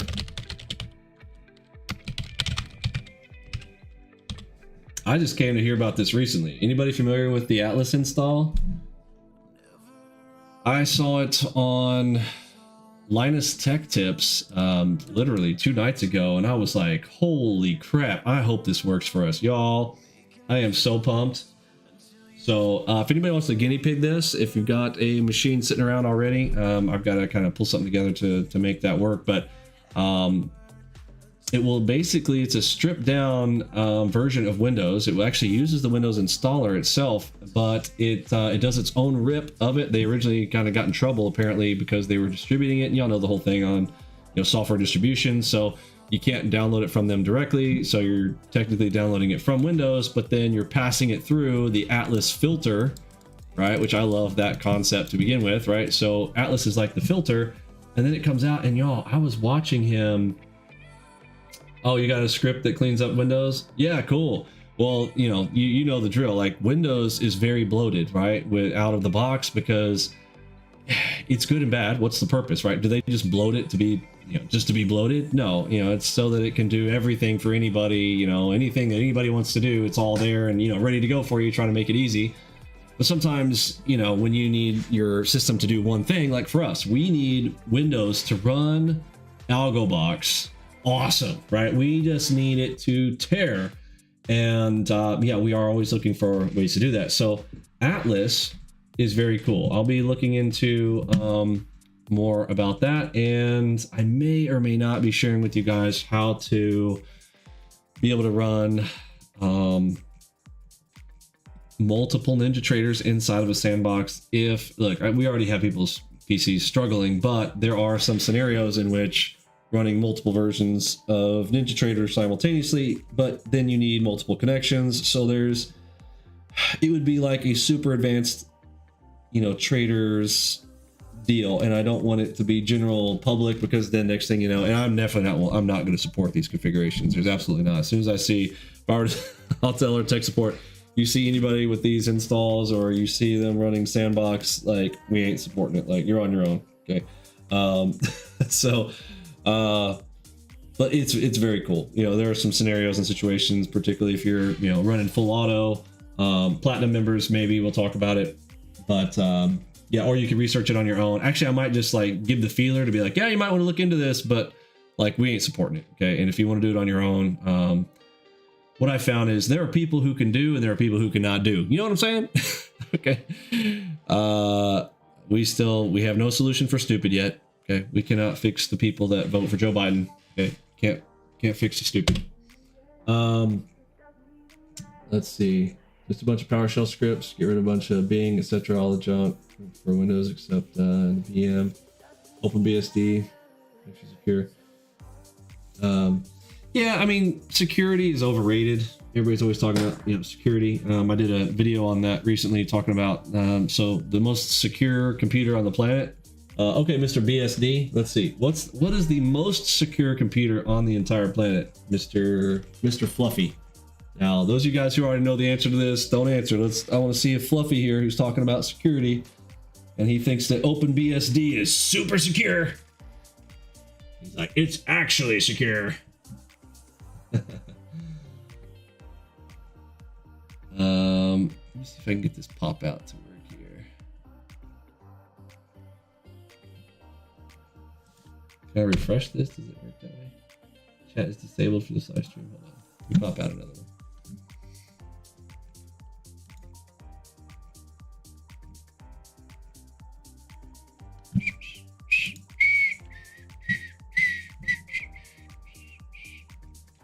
All right, let's try this pop out.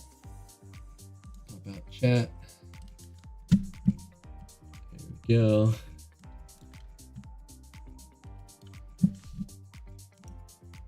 While he's answering that question.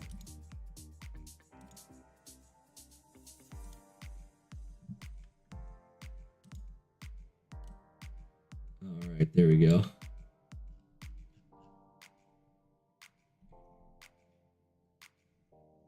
No code is the most secure. Simple answer. Every line equals more chance for vulnerabilities. Yep. So it's a little tricky question, but the most secure computer on the planet is the computer that is turned off, unplugged, with no power to it.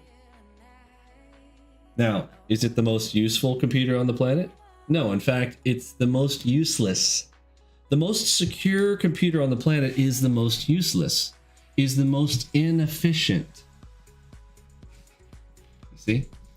So if the most secure computer on the planet is, so if you're like, oh, security, security, security, I make fun of you, okay? Because you are inefficient. You are, I would call it slow, okay? If you want to be fast and efficient and awesome,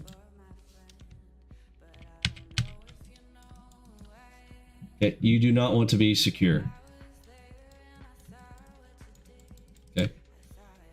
I mean, people who are like, oh, super secure, take the jab, lock yourself in your house, be a completely useless fucking human being. You get me? Okay. Take some risk, be out there in public, do some stuff, be useful. Be awesome. You see? Now, sure, there's a sweet spot in there somewhere. And depending on what type of business you're in, you may need to be a little bit more to the left, maybe a little more secure. Some you may want to be over here.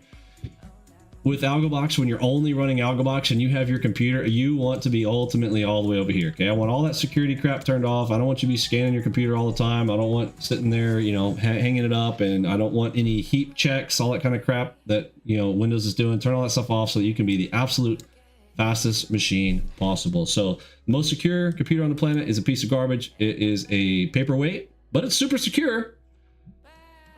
The one that is less secure, but is super fast and can do a lot of cool stuff, yes, is definitely technically less secure. You got me? And writing your own assembly is not better. Everybody's like, oh, I write my own assembly. Bro, that's stupid. You're just wasting your time. And no, you can't write. You're pretending like you can write something better than millions of people collaborating in open source. No, doesn't work. That's why AI was built by open source.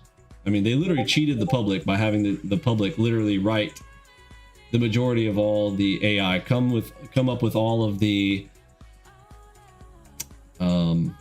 eureka moments, and then they stole it and commercialized it, and it will be the end of the world thanks to AI, which will become AGI and will empower the Antichrist. And oh man, just get me started. We'll talk more about that though in the coming days. Uninstalling Bitdefender was the best thing I ever did for my computer. Thanks to, yeah, Bitdefender will definitely slow you down. It's more secure, but when you're trying to write files and it's having to encrypt them on the fly while you're writing files, and we're writing a ton of files to your PC while the data is flowing in from the markets, and you want to, if your goal is to make money, security is not your concern.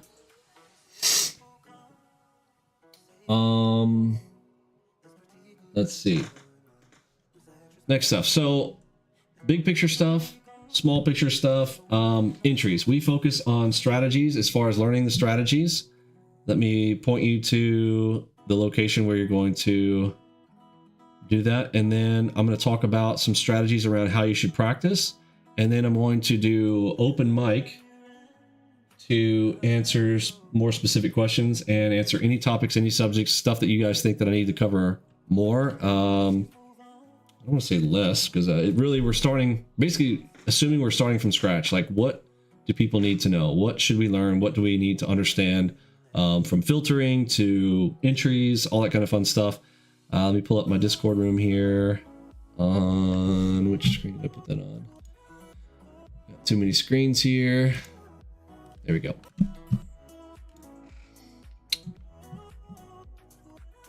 change my workspace.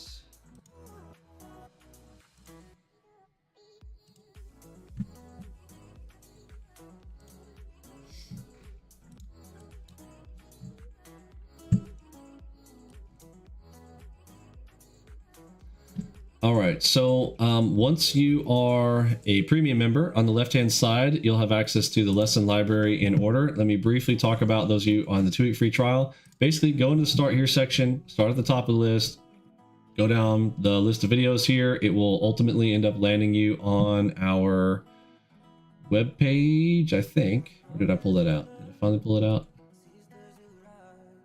I think I did. Yeah, so this is just getting started, understanding the 120-day program, and then you can go, I'll probably add that back in here now on the new one, and go. So after you've kind of understood the big picture stuff, and including this video here tonight that I'll be dropping into this area, you will head over to our website if you're in the 2-week free trial. Click on the training section, and there are 6 libraries here. Now, this is another one of those, like, we do have a video walkthrough. For some reason, people still get confused. It's like they just close this out. They don't listen to it. They don't walk to it. But this is a quick video tour. I recommend, at least on your first time through, go through the tour, right? But I'll just give you a brief one here. There are, as of right now, today, there are 6 libraries of stuff, and you're going to learn some strategies. You're going to go in depth on some of the strategies that we didn't talk about here tonight. We touched on the diamond dot, so you'll see that here in just a moment. But lessons 1 through 6, this is getting you install and set up. It literally says it right there, but for whatever reason, people have a hard time reading. So I'll point it out again. Okay, prerequisites, setup and installation. First 6 videos are about, guess what? About setup and installation. You're going to move on to library number 2 by clicking the number 2 button right there. You're in library 2 of 6. Jumping in, learn our first 6 entry strats. Strats are strategies, in case anybody needs to know nomenclatures there. There we go.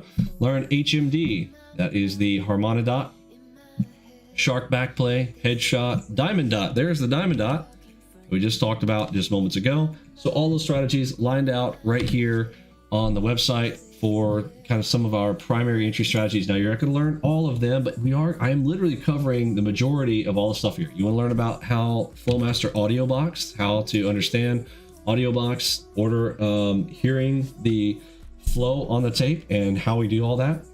That's right there in those videos. 2-finger salute. That's one that is on full auto if you have the Autobot pack.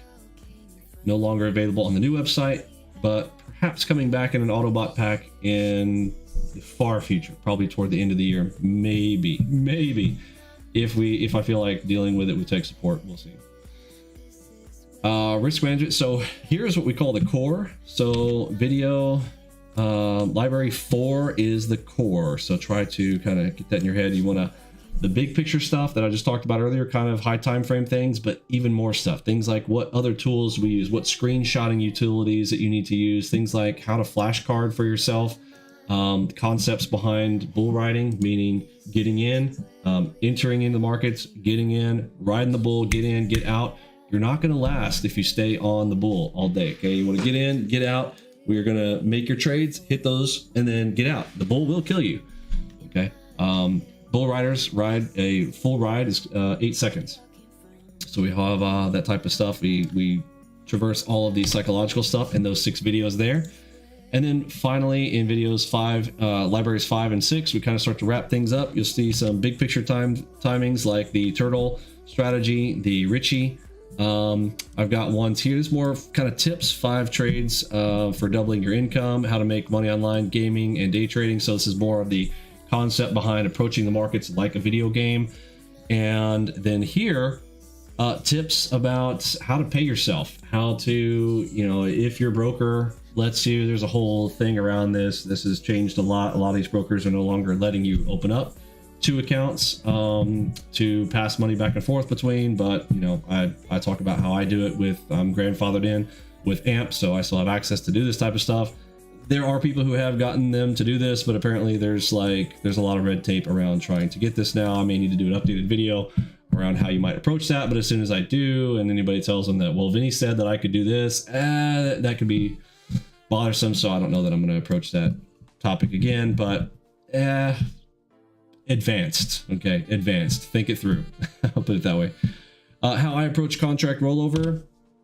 Great opportunity when the markets are hopping. We also have a great opportunity right now. Speaking of, we're in earnings season right now. Tomorrow, over 400 companies reported after hours here today. I think tomorrow will be another 400 to 500 a day, and I think 600 to 800 or so on Thursday this week. And huge numbers. When that happens, we have some of the greatest trade opportunities. We call it here VIX up, ticks up, whereas other traders might be afraid to trade. We love it.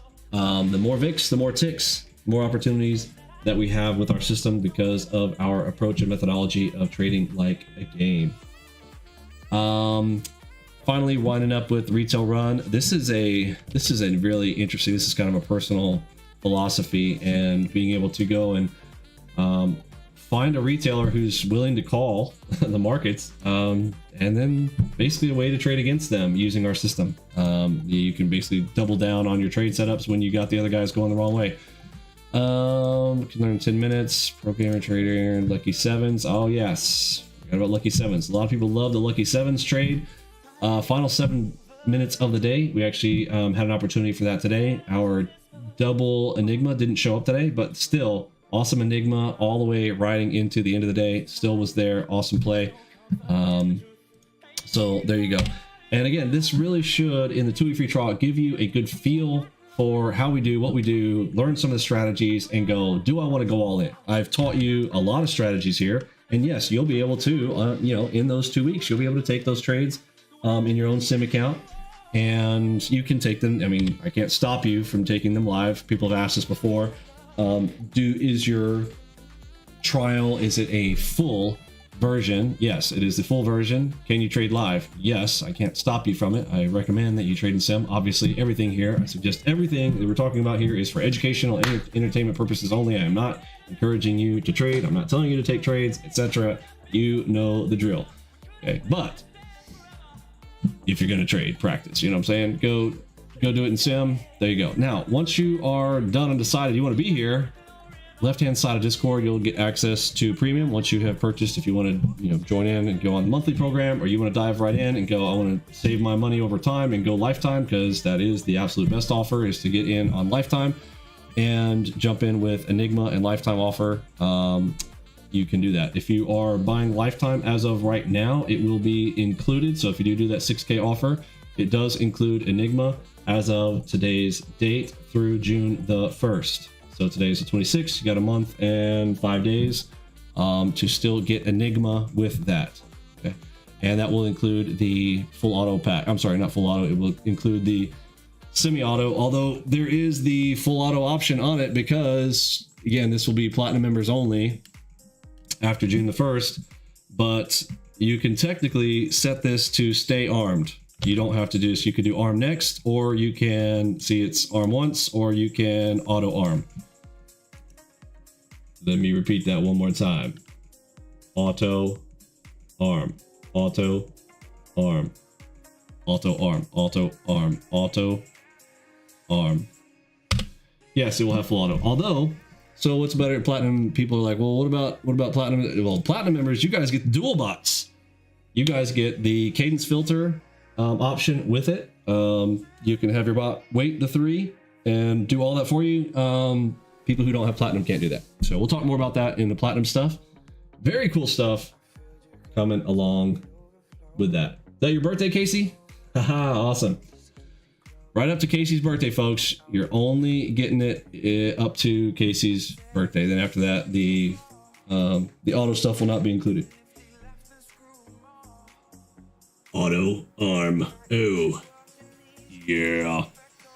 Let's see. So that's a start here. On the left-hand side, you will get access to the premium member section, and you'll go to lesson library in order. As of today, this may move. Some of these are repeats. Again, these first 6 videos are repeats from what you would have seen on the website. Then you're going to go into our playlist here, and this is a curated playlist. I won't spend a lot of time on this, but here is how you learn all the strategies right here.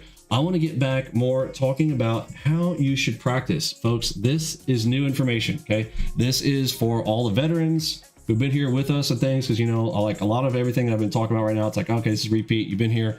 Let's talk to those of you guys who have been here a while.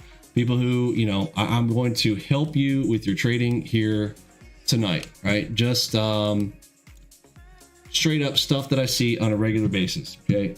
Number one thing I think you should do over here on the left here. Okay. Whether you are practicing or trading live, record. What do you want to record with? Get OBS set up, okay, for yourself. It's very easy. Okay, everything that I tell you guys to do here, I always try to keep things simple. So if I tell you to do it, trust me, I know you can do it. Record your entire session with OBS. Okay. 2, upload to YouTube. Okay, you can set it to unlisted. Okay, if you don't want it public, there are ways to do this. Okay, you can set it to public, you can set it to private, unlisted, whatever. But here's what's cool about uploading here. You say, well, shouldn't I edit it first, Vinny? I don't think so. I'm trying to show you the shortest way. Remember, everything I teach you to do is what's the shortest, easiest, straightforward, most straightforward path that you can get there. Okay, upload to YouTube, unlisted. While it's there, hit the edit button inside of YouTube. Okay, if people don't know this exists, I'll try to show you guys that. Remind me if I forget, please. Somebody make a note to remind me. Do not let me get off this live stream without showing you guys how to go into the edit feature. Okay. And it's very simple. You will trim it. It's called the trim feature. Okay. And you can literally just slice this stuff out of, so like your trades. Okay. On your trades, you've got, let's say that you traded trades 1, 2, 3, 4, and 5. And let's say that this whole thing was like, 90 some odd minutes. Okay. But, this trade was, only 2 minutes. This one was, 2 minutes, whatever. Okay. But you want to cut all that other stuff out so that I can review it quickly for you and help you out with your trading. So we want to cut out all of the dead space. Okay. Well, you can clip this all out using the trim feature, and you'll just basically trip that out without having to deal with any kind of video editors or any of that kind of stuff. So I'm suggesting, yeah, I knew I was going to be able to pull that all the way out. Shoot. I wish I had a drawing tool to let me go a little bit farther back than that, but beggars can't be choosers. Okay. So you're going to edit and do a trim. Okay, and then post the link in Discord in the section on the left that says vids for review. Okay, now if you post it in there on Mentorship Mondays, it is my goal to be on a more regular basis once we've got this next major release done. Again, we've been going after lawsuits, after the bad guys. We'll do some more updates on that next week. But, you guys are right now, I think you guys are less interested in that kind of stuff. You're glad that we're doing it, but, you want to know about the trading. So Mentorship Mondays, will be more involved with this. Mentorship Mondays, I will be doing way more of those vids. Okay. It will not be a waste. If you're like, well, Vinny hasn't done any in a while, trust me. Look, stack them up, folks. Stack them high. I will catch up. Don't ever, don't doubt me. Okay. Trust me. Just put them in there. I'll catch up. I'll get through all of them. Okay. Now, if you just leave me the full 90 minutes, like I'm not going to wade my way through all your 90 minutes of stuff. So please clip up the videos, clip them to the trades themselves. Okay. And we'll see what's going on with you. We will be able to, I can't guarantee you I can help you folks, but I have a very strong feeling I can help you with your trading. I have helped hundreds of traders. Okay. We have had thousands pass through our doors, but I have literally had hundreds of phone calls, one-on-ones. One of our policies for the last 7 years, I used to take 3 calls per person. And the first 40 days, after your first 40 days, after your middle 40 days, after your final 40 days, before you went live, I have talked with hundreds of traders, and times 3, sometimes 4 calls each. Hundreds of hours of knowing where the struggles are, knowing and figuring out and learning ways to help people get past humps. I am the most accessible mentor that I know of. Do you know of any other mentor that you could call up on the phone and just talk to them free of charge? Do you know of any other mentor that you could schedule a call with and that I will call you back and we will get on a call? That doesn't happen anywhere else. Now, I can't afford time-wise to take 3 calls per person anymore. We're literally at 30,000 plus people. I've reached a tipping point where we couldn't take, just standard calls and I answer the same things over and over again. So I want to consolidate a lot of that into these Mentorship Mondays. All the experience that I have gained, all that XP gets dumped into you guys on Mentorship Mondays. I've got all kinds of cool little tricks up my sleeve for how to get people to the next level. If you're hung up, stuck on something, if you're entering in late on your trades, if you're not anticipating your trades, if you're, a lot of things are,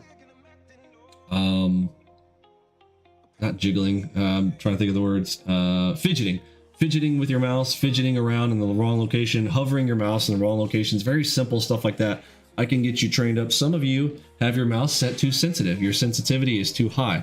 We can turn down your sensitivity and I can change your accuracy of being able to click the buttons and speed at which you're able to get in on those and the confidence that you hit them as well.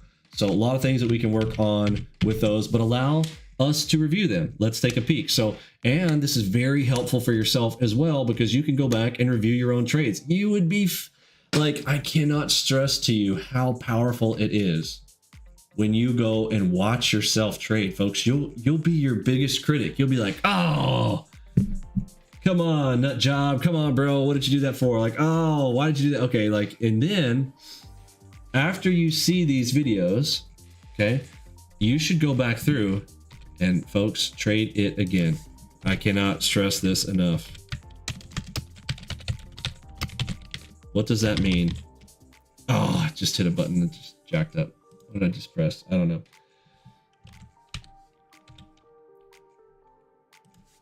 I was trying to do exclamation mark, but apparently that I pressed something else. Trade it again. What does that mean? Okay. Rewind it. Play it again. And I'm going to give you a very specific way to do this right now. Okay. Are you ready?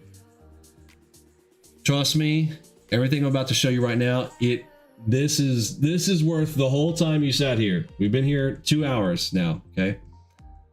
This is it. Are you ready? This is the most powerful thing you will do. Watch this.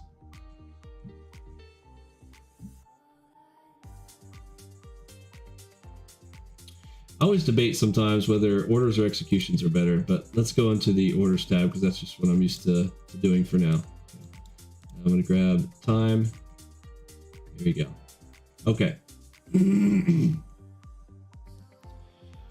Open up your orders tab. Okay. In your control panel, go to your orders. Step 1. Orders. Got it?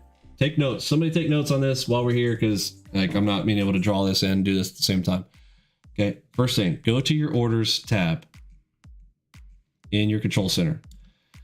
These are all your trades that you took today. Now click on the column called time. Okay. Up at the top, click it. There's a little tiny arrow. It is tiny, tiny, tiny, tiny sucker. But right now you can see that it's pointing up. So it is in order by time from earliest to latest right now. You can flip it whichever way you want to go, but in general, you want it like this. So I can go to my first trade. You can see that my first trade today was at 10:04 a.m. Okay.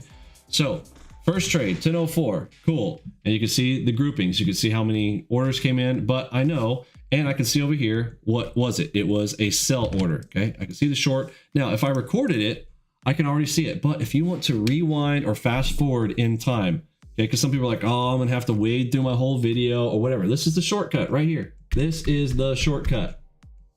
Okay. All you do is, so the first trade for me was 10:04. Next trade, 10:15. Next trades, afternoon, 10:18. Now I had my afternoon trades, 3:46, 3:49, 3:50, 3:55, 3:57. Do you see how I can now fast forward on my time just by going through the times on my charts? I can go through these, right? And I can go and I can now go straight to that in the video and I can play them again, number one, if I want to play them. Or in market replay, here's what you need to do. You need to go open this up, take a screenshot. Okay, next part. Let's get this whole list here. Okay, 1.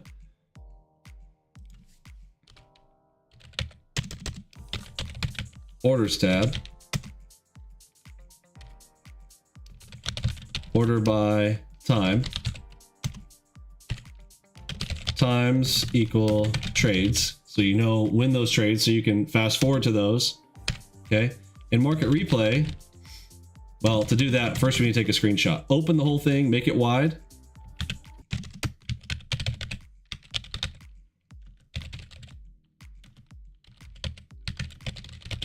Okay, screenshot the entire order window.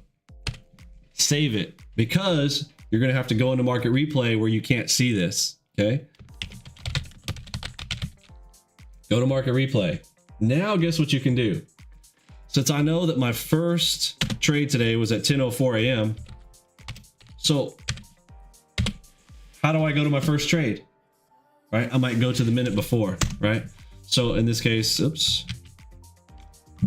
Right, my first trade, since it was 10:04 and market replay, I'm going to go to, maybe I do it at 10:03, right? And then I know my next trade. It looked like I took a lot of trades right there during the no trade window, but it was like a lot of fast movement there during that time window. It was slow earlier in the morning.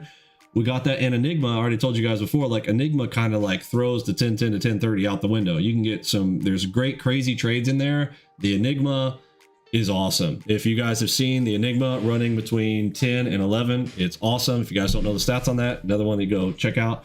Especially if you are running the full auto stuff. Very, very cool section of time there. Majority of my trades there for getting my first 2,300 was right there between 10 a.m. and before, I think it was before 10:20 even on those trades. Awesome trades there. So I'm going to go to my first set of trades, 10:03. So you can go to, and you know what I mean by go to, right? There is actually a go to feature in market replay. If you don't know about it, now I need to stop calling it market replay. NinjaTrader is now calling it, help me out. It's not market replay anymore. Why am I going blank? What do they call it now? I've been with NinjaTrader for so long, all the way back to 7, we always called it market replay. Now they're calling it something else. Playback, thank you. Playback, so stupid. So playback instead of market replay. Okay, go to the playback feature. It's so stupid too, because then you notice they're not calling it playback data. It's still called replay data. It's just, oh, it's so frustrating. I swear. NinjaTrader's getting dumber too. Don't even get me started on the latest version, what they're doing. All right. Yeah, so playback, go to. Now you can go to each one of those trades and play them again. Now, you might think, okay, yeah, so I play and then I play and then I play. Here's the other one. Here is the other key. This is the key, folks. I'm telling you, if you came here tonight, this is everything. This will change everything that you are doing. Okay. Rewind. Now you might think, okay, well, I know how to rewind, Vinny. No. It's better than that. Rewind. X 3 to 5. What does that mean? The biggest problem with most people is if you did 5 trades, okay, and you're to do market replay, okay, you are going to press play, and people love to do this. We all do it, okay? We're gonna press play, and we're just gonna go, okay? Press play, and we might speed it up and slow it down, right? We might run it at 10x speed. I'm talking about speed up here. Okay, whatever your speed is, and you go, okay, straight through trades 1 through 5. I have found this is a mistake for most traders, okay? If you want to get good, and it's not necessarily a mistake, but I'm talking about if you want to get good, folks, this is the secret.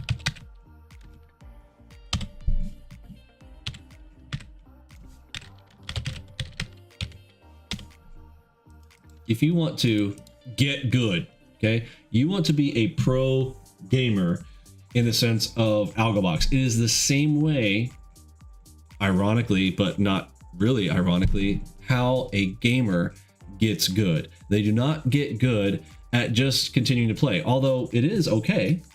Like gamers who play public games and go out there and just play, it's good. You get some feel for it, you know, maneuvering and moving around the map. But when they really get good is when nobody else is on the map. Did you know this? Yes. When nobody else is there. It's how I got good at Battlefield 3, flying around in jets, why I'm #1 on a server every time I go play. I went into servers by myself. And you're like, what? How good is that? You'd be surprised. Nothing else around, and you focus on little things. What do you mean?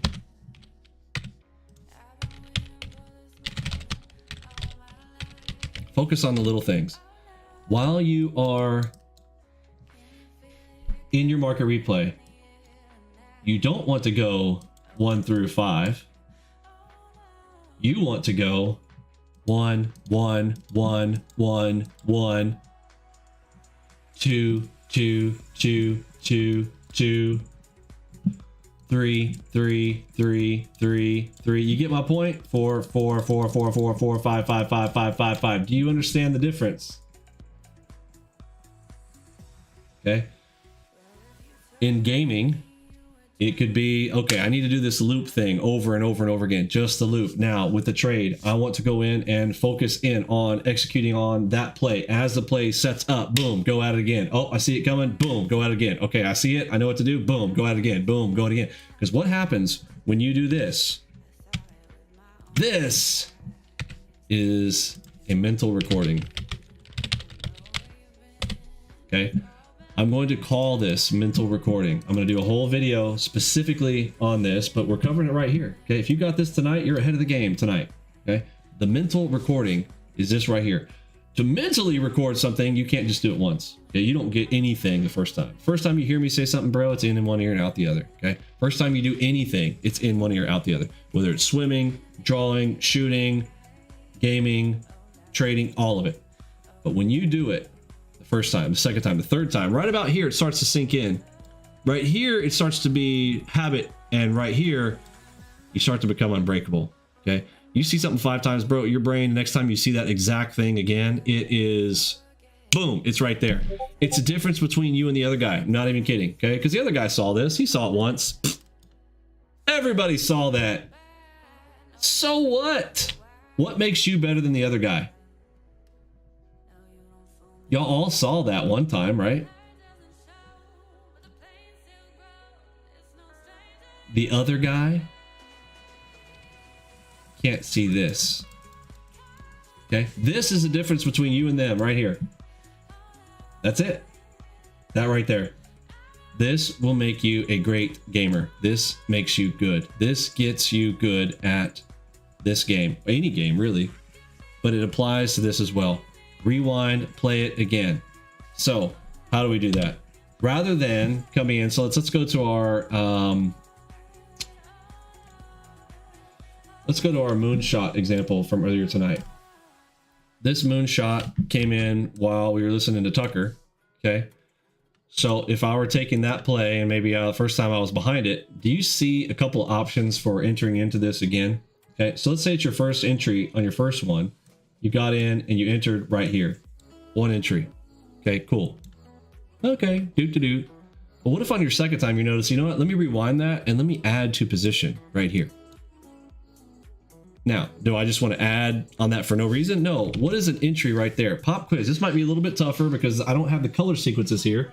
What type of entry is this? This is a tough one. This is advanced level. Maybe only BBQ Sizzle might be able to get this answer. How many of you can tell me what kind of entry can I take right there? I'm gonna zoom in all the way. What is that called? What do I name that right there? It's a tough one. If you don't get it, it's okay. Don't slap yourself around, but you're gonna learn it tonight.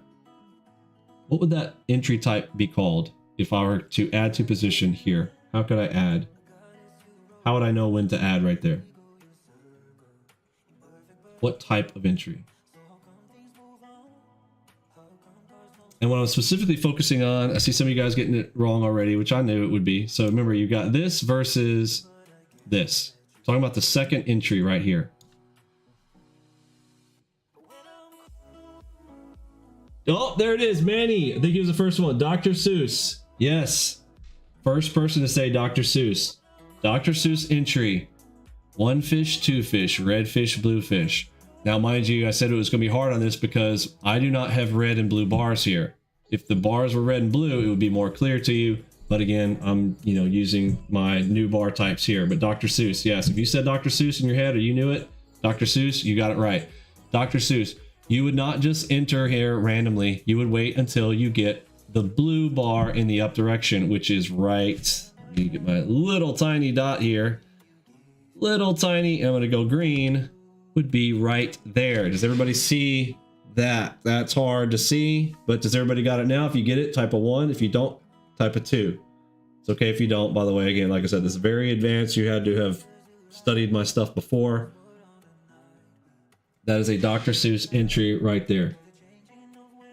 You haven't slept yet? Good old Dr. Seuss, yes. So we're entering in on the position. And so what you would say is on this play, on the second play, okay, on your first play, you did standard.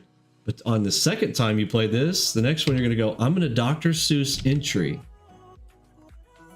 on the second one. Okay, so first time I got in right here, but I'm going to replay this again and I am going to add to my position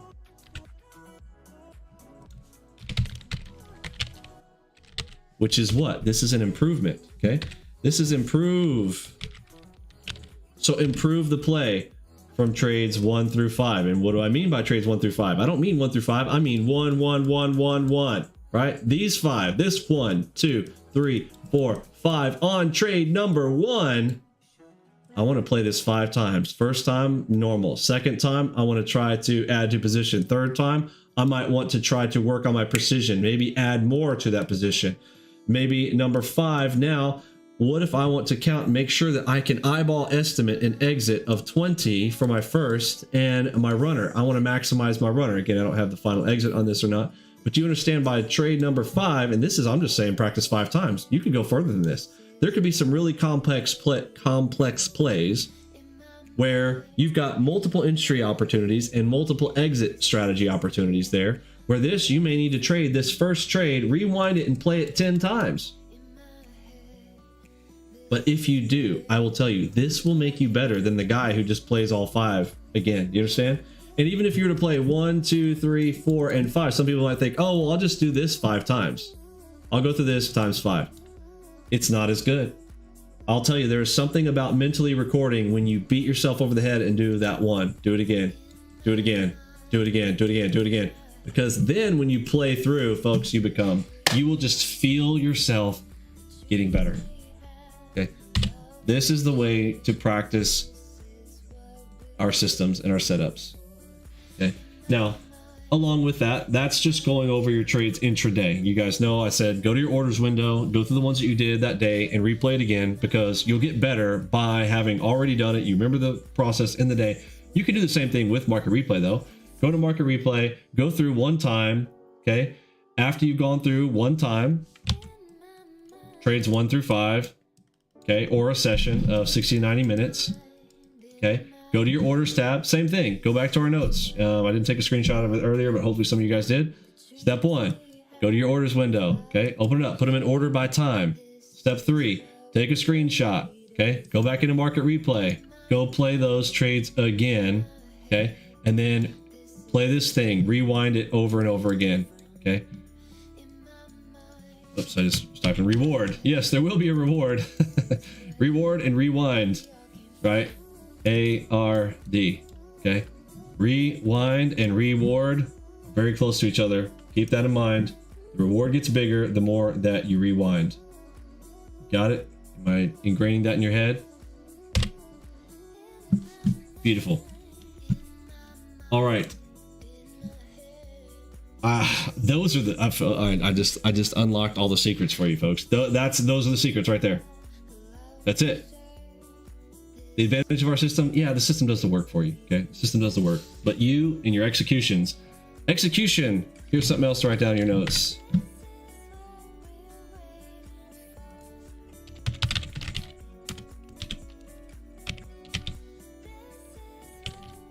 Execution is greater than analysis.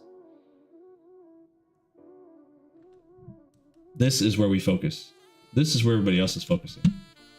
That's why they suck. That's why I've won 5 trading competitions. That's why I beat all of them. They can only analyze. Okay. We get to focus on execution because our system does better analysis than all of them. Like better than any human. Without our system, okay, we have AI level analysis going on. We get to focus on execution on our size. That's why they can't beat us. Cyborg. Okay. That's what perfect practice is. Exactly. Don't forget, write this one down. Perfect makes permanent. A lot of people say practice makes perfect. No, that's not true. If you practice imperfectly, you'll just simply become more imperfect. Practice makes permanent. Whatever you practice, the way that you practice, if you practice bad, guess what? You get badder. I know it's not a word, but I'm just messing around. Hey, you got batter. That's I'm gonna batter you with that batter word. Yeah. Let's see. So if I understand, you can use the Enigma to actually fully auto trade. That's correct. How does it look with historical testing over the last 5 or 10 years? Shut the fuck up, dude.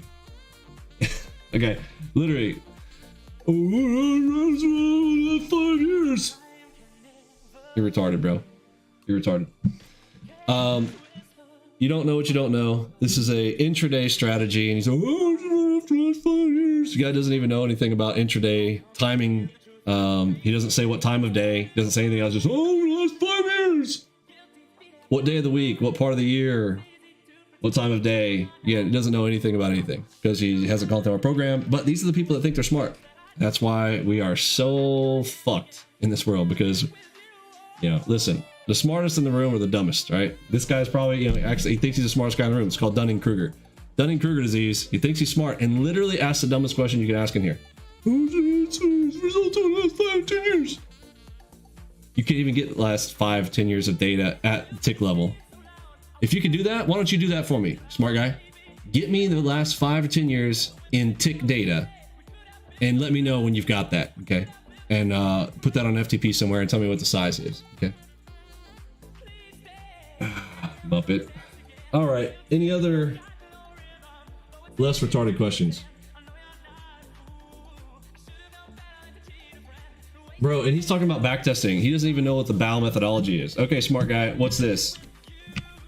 What is the BAL methodology?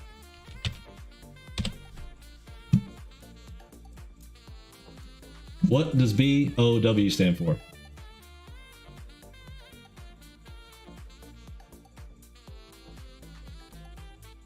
Now, folks, I already know. He doesn't know the answer to this. So how about all the rest of you guys who have been in my crew before?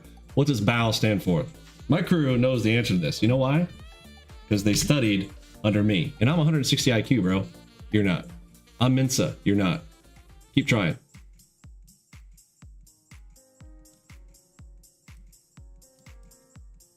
What does BAL stand for?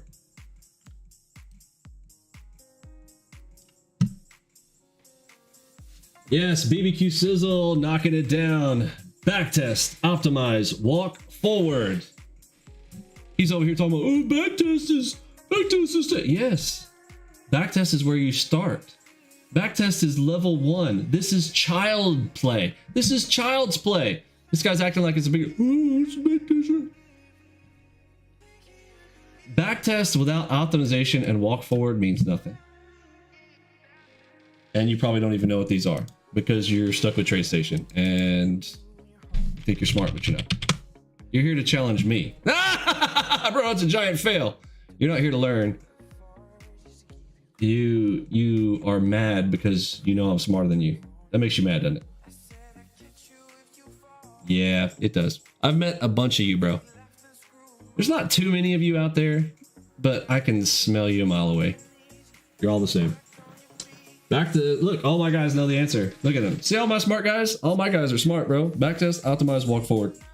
We post the optimization process every Monday. So see, we're already 2 steps ahead of you, bro. We're here. We're right here, bro. Our concerns are here. You're over here. But does it work? Bro, I just showed you it worked. I just walked you through how it works intraday. And on what instrument? What time frames? Our time frames adjust. See, this is what this guy doesn't even know. He doesn't even understand the basics. He doesn't even understand you have to adjust time frames. And that our time frames literally adjust based on ATR to him, which to us is BPM. He doesn't even know what BPM is. He's like, oh, answer this question. Bro, go learn math, like get some arithmetic, maybe some addition, subtraction, division before you come over here and play algebra with me, bro. All right, we're doing some calculus, but you're stuck over there trying to learn 1 + 1. Okay, speed. So we will roll into speed and psychology. Key to our systems of being able to adjust, because we use a gear system. What are gears? Gears are, to us, they can be instruments and they can also be time frames. Now, timeless time frames, because do we use time? No, we do not use time charts, but they are technically their time frames. Oops, mistyped. Ah, shoot. Press Control Z. That's all right. You get the point. So, gears. Well, you can switch instruments. So if the speed is too slow, like, so right now, let's put on, so the market is telling us if we turn our psychology module on, I don't even have to go look at the numbers. My psychology module is doing all the work for me, and it's already telling me the speed right now, it's 1 BPM. What is 1 BPM? 1 BPM is equivalent to 1 bar per minute. The bar size can adjust, obviously, but it does not have time, as we don't use time. We use algo bars and we use range bars. The much easier to code from and more quantitative in our analysis, even when it comes down to volume in a location, volume in a price, volume in a price zone. In this is, you know, basically how you divide up the market into segments, and those segments are analyzed and calculated on, and that's what our system does for you. And the speed matters. We call this speed, but you know, other people, when they try to do this, because they're stuck on time bars, they have to use ATR. So what's the average true range? They're saying, like, what's the range of a time bar, because they're stuck in time. They're like, oh, they're using 15-minute bars, so now they have to know what the range is over the next number of bars. And then they're trying to make their best guess on how far it's going to go next. We don't do that. We approach it with that thought process, but it's completely different. But the idea is the same. What you're trying to get at is now a good time to trade, and how big a trade should I be able to take right now? And that's always a question. Right now, who cares what it was yesterday? Who cares what it was 10 minutes ago? Who cares? We want to know, but what about right now? And how far back do you have to go? Speaking of backtest, how far back do you have to go to be able to project in the future? Does it matter what happened 3 years ago for me in the next 5 minutes? No, right? If I get angry when I ask about backtesting, do y'all think I'm angry? Fluffy here thought I was angry. Bro, you ain't seen me angry, bro. You need to go play some of my videos. Bro, this is child's play, bro. I'm just mocking you right now. You think I'm angry? Nah. You think I'm angry about asking a question? Bro, I'm trying to emphasize how stupid you are right now, so that you know, so that you can increase your ability to answer better questions or ask better questions. It's to help you, bro. It ain't helping me. I don't care if you want to be stupid. I'm not offended by your stupidity. And I don't get offended. So now I'll use the word on occasion just to as an excuse to screw with somebody, but that's just for fun, bro. This is pure fun. It's pure joy. Don't get me sideways, bro.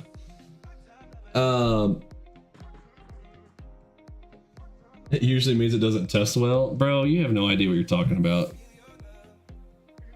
Bro, go show me a backtest. Bro, go into my Discord room. Show me that you know what you're talking about by you going and showing some backtest on one of your bullshit strategies.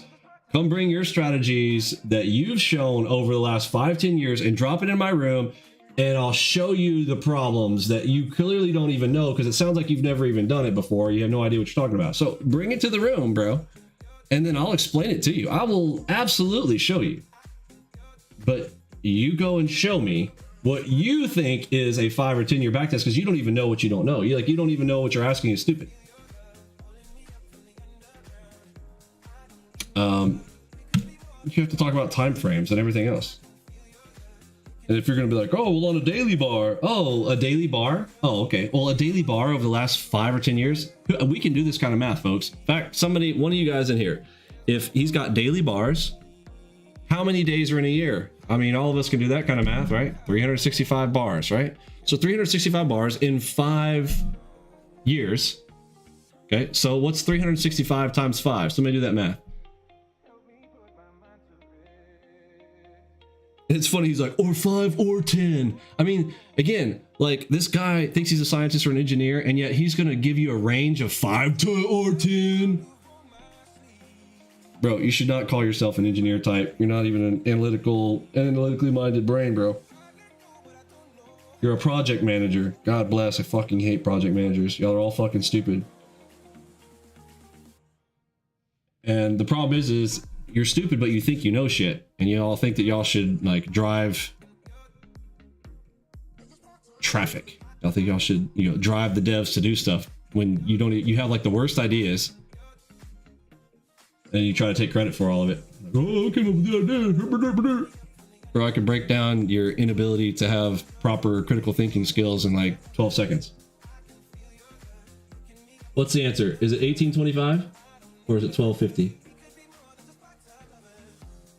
Okay, so if you don't count weekends, yeah, 250 trade days per year, so 250. Oh, that makes it easier, doesn't it? So 1250. Okay, so 1250 bars. Folks, he wants me to do a back test on 1250 bars if he's doing daily bars, right? Can I do that? Yes. Do we do that all the time? Yes, because we're talking about different time frames. Again, this probably just went way over his head, but I just broke this down in the simplest way you could possibly do it. 1250 bars. You see? But you're like, days. You think that days, you're using days as a time frame. You're thinking cycles of the earth, bro, as if that matters. Again, bro, you gotta think, you gotta start thinking way beyond what you're currently thinking. You're still thinking small talk, bro. You ain't been hanging here long enough. You're hanging out with a bunch of fucking Muppets, bro.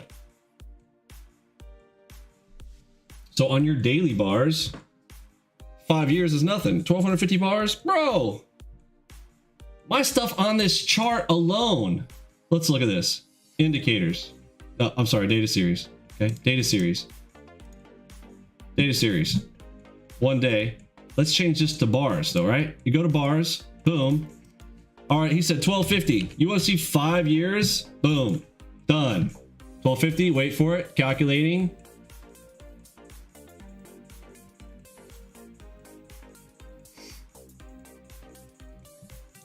There you go. Let's go all the way back. Oops. Is that it? Really? Bro, your 1250 bars fit on one screen, bro. I don't even have to go over. Oh no, I do. One screen, bro. Here's all your data. That's it. That's your 1200. That's your 1250, bro. For us, that's nothing. It's nothing. Literally, right there. It stops right there. That's 1250 bars. Too easy, bro. Again, you don't even understand what algo bars are yet, bro. Slow your horse. Slow your roll, bro. You don't know what you don't know.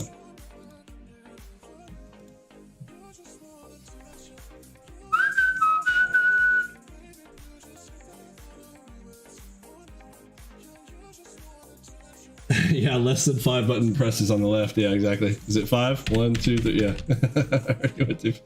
It went too far. Like, it was 1 page up. I think it was 2 pages up. It was like a half page in there.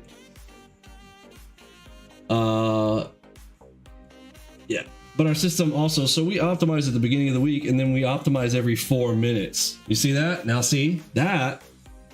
There's something that you can understand. Because 4 minutes is a thing that you wear on your wrist, right? You can put that on your wristwatch. So you can understand 4 minutes. So every 4 minutes, we're re-optimizing. Oh, we can pull up better numbers every 4 minutes. Because we're trying to predict the next X number of seconds and minutes at a time. The multiplier of 5. Why 5? Because I don't want to take a trade longer than 20 minutes. Well, how did I define that? That's just a personal preference. Anybody else like to hold a trade longer than 20 minutes? Like, look, there are some people who like it. They're like, oh, I want to take my one trade. I'm going to hold it all day. Bro, that's because they suck. Okay, they're broke. They're broke as ICT and his kids that live in trailer parks. But if you want to, you want to smash and take the trade opportunities that are there in front of you. You don't want to leave any crumbs on the table. you have to make a decision. What's your granularity? Here's the first set of questions. Like, if you're a super intelligent person, you figure this out, or if you're sitting around a bunch of smart people, you come up with the first thing before you do anything. This comes from data warehousing. Again, a lot of people, if you're in data warehousing, you know this. Okay, first thing you start with is granularity. Define your grain. Right? Why this guy thinks that all, it's like trying to fit a square peg in a round hole type of thing. Like, you're like, oh, one size fits all. Like, oh, 5-year back test. It's so stupid. You don't even get it. Like, your granularity, when I'm down here trading at the minute level, you think that like trading on the year level matters? Again, you just don't get it. You're like, well, yeah, it should still work. It should still work. Should still work. I love it when people say that shit. You're stupid. You're welcome. Define your grain. Anyhow, that's why we're the best, and you're just the rest, bro. Keep it up, Fluffy. You and Donna, or whatever her name is, trading your magical Bollinger Bands. Bro, you can make money off of Bollinger Bands. I'm not knocking you on it for you, but you can't beat me. Come on, bro. Hold trades for a period longer than the alternatives from accumulation distribution, and all models will be strained. Yes, exactly. Define your accumulation distribution zones. How far do you want to go? And again, yes, I am specific in my design because I'm trying to maximize. Let's talk about this. It's a good direction where we land. So let's make it productive. How many trades do I take? Right up here. You guys see this on my camera? Up here. 5 plus a bonus. So, do I want to take these 5 trades over an 8-hour period? Or do I want to take them over a 1-hour period? Well, that is purely personal desire. Do you understand that? Purely personal preference. Do I want to sit at my desk all day? Or do I want to sit at my desk for an hour? So I start defining my personal granularity. And what everybody here does is they come off of a mentor, aka me, that they feel like they want to do the same. My methodology and my approach to the markets is for a person who wishes to sit at their desk for 60 to 90 minutes per session, taking 5 or 6 trades, managing the risk with a profit factor. There's one. Do you know what a profit factor is, Fluffy? Profit factor is something you should familiarize yourself with if you don't. It's your average size of your winners to your loser. Average profit factor 2.1 to 2.7. So that your edge plays out over time. Does that mean every single trade works? Of course not. Statistics wise, does that matter? Yes, of course. Balanced out with profit factor. And you can make up for both of those with trade size management, which is why I say 5, because I don't really want you going beyond that, because then you start to work into positions where your sizing would become a problem. And I say it's a problem because we're trading futures. Now, there are places where that's not a problem, like stocks. Stocks, I mean, there's like in forex, stocks and forex are almost infinite liquidity. But you do not have infinite liquidity in futures. But we do have inherent leverage. We have massive leverage. In fact, I could probably ask you a basically very rudimentary question. I'd like to ask you a question right now. Here's my question to you. Prove to me that you know anything about futures by answering this very simple question. Right now, what is the notional value of one single contract of the S&P 500 on the E-mini? Okay, the E-mini, this is very basic. One E-mini contract of the S&P 500, what is its current notional value? It could be approximate, doesn't have to be down to the penny, but approximately, what is the notional value of a single S&P 500 contract? Fluffy? I know my guys know this, but I mean, you might know it. You might. 12.5K? No, my friend. But you're getting there. You kind of understand it. I can tell that you kind of understand it because you're thinking maintenance margin. Okay? You're trying to get the maintenance margin, which, yes, you're getting close. But I said notional value. Most people don't even know what that is. Notional value, my friend. $220,000 of control. One contract controlling 220 approximately thousand. But maintenance margin, what that comes down to, because that is the inherent leverage of futures contracts. But when you're trading contracts, 1 contract, 2 contracts, 3 contracts, 4, 5 contracts, 6, 7 contracts more, that whole multiple contracts thing, you're still a limit. In fact, with your own brokers, the maximum numbers of contracts they allow you to carry with CME rules, Chicago Mercantile Exchange, for retailer, push through not having a seat on the exchange. So I'm saying all these caveats. Without a seat on the exchange is 50 for almost everything except for the S&P and some of the bigger ones. S&P is 100, but NASDAQ, Dow, Russell, the primary 3, 50 contracts. 100 for the ES. Bonds, I'm not sure what the bonds are anymore. CL, crude oil, also both 50. So you've got to, so, and then basically you've got to, so if you balance this out, okay, I've done the numbers on this. And again, it's a math and it's a science at the same time. And it's an art, math, science, and art all mixed in together.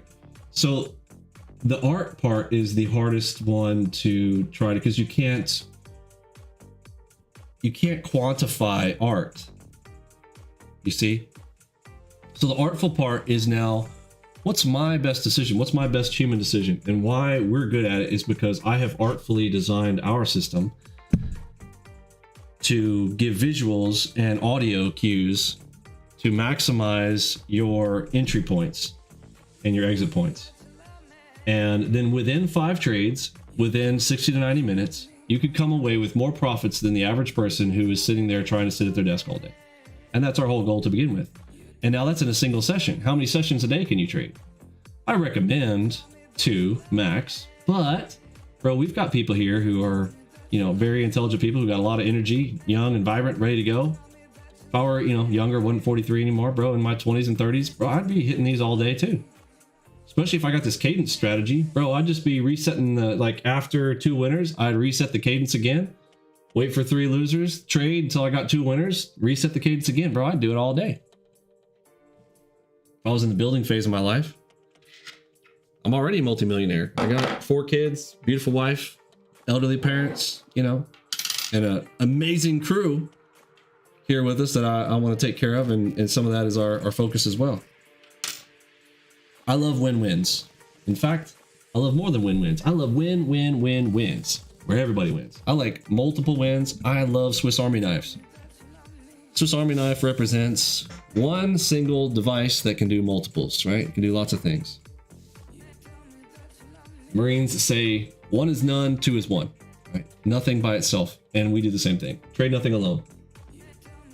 Very cool, right? See, Matthew said, better question for discussion. Vinny defines granularity around himself, but to direct those statistics directly to Enigma, our method to prevent curve fitting. Yes, exactly. Exactly. And yeah, I mean, sure, I could curve fit the crap out of this, bro. I could make this thing, sing like a hummingbird, bro. But you have to avoid the curve fitting. So what you're doing is it's playing horseshoes and hand grenades, zones. It's lossy joins, which are principles in data.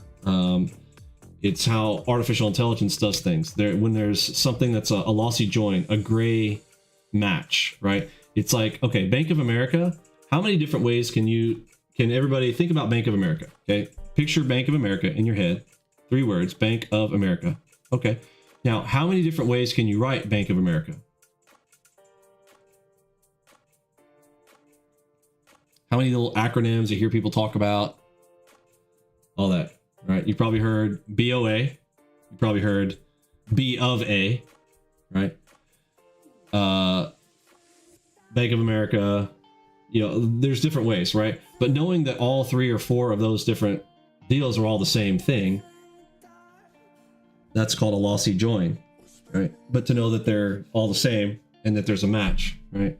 So matching things that are not direct matches. Oof. You get it? Yeah, that's hard. When you're trying to code that, that's how you do it without overfitting. But still hitting the mark. Does that make sense? Closest to the pin wins. You don't have to hit the pin. You just got to get close. So playing things in zones, playing things in bar types that allow you ranges. Ooh, are you seeing that? So range, what's the range? Well, that's a zone. So what range? When I give you guys the optimized ranges at the beginning, like this week is 43, I think. Was it 42 or 43 for NASDAQ? See, I can tell this is too busy, but watch, once I change it to the proper one, I think it's 43 this week, 43R. Pretty darn close. This is, see, look how it cleans up the chart. And you can tell that my system already knows that. Why? Because I was able to optimize for that. Oh, it's 42? Pretty close. All right, so let me change it to 42. 42 is the optimized range based on the optimization that I ran on Sunday evening, based on prior time frames that are proprietary. I won't tell you how far back we go on that, but an optimization process that allows us to stay in tune with the markets all the time. Think about what I just said right there.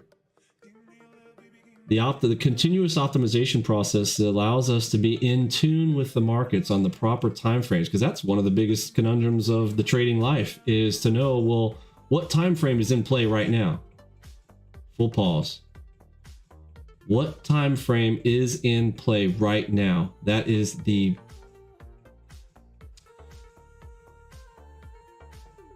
I mean, if you had the answer to that, that's the magic. Yes, and you get that through the BOW, my friend, the BOW methodology, backtest, optimize, walk forward.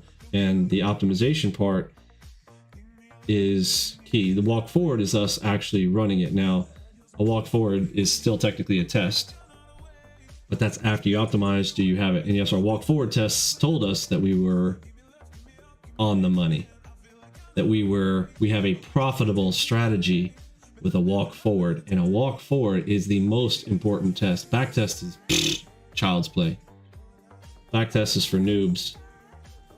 If you want to show me a walk forward test, most people don't even know how to do that. Most people don't have the technology to do it. And if you're using TradeStation, you definitely don't have access to it, but NinjaTrader does. In fact, it's why I stick with NinjaTrader, by the way, because there's stuff that I don't like about NinjaTrader, but there are a few things that I don't go away from them for, and their BOW methodology is one of them. The ability, because it's already coded. I don't have to code my own. Some of you guys are, I just code my own. Wow, that's such an endeavor. Oh my word. Like, that's a lifelong project in and of itself. There are people who, like, that's all they code. And again, I love them, okay? But that's that whole, like, modular thing. Like, let somebody else build that part of the car, right? Let somebody else build that part of the engine. Then let me put the engine parts together. You know what I'm saying? We just maximize everybody's opportunity, maximize our time. Many people who do pure futures trading tend to avoid trading during opening hours.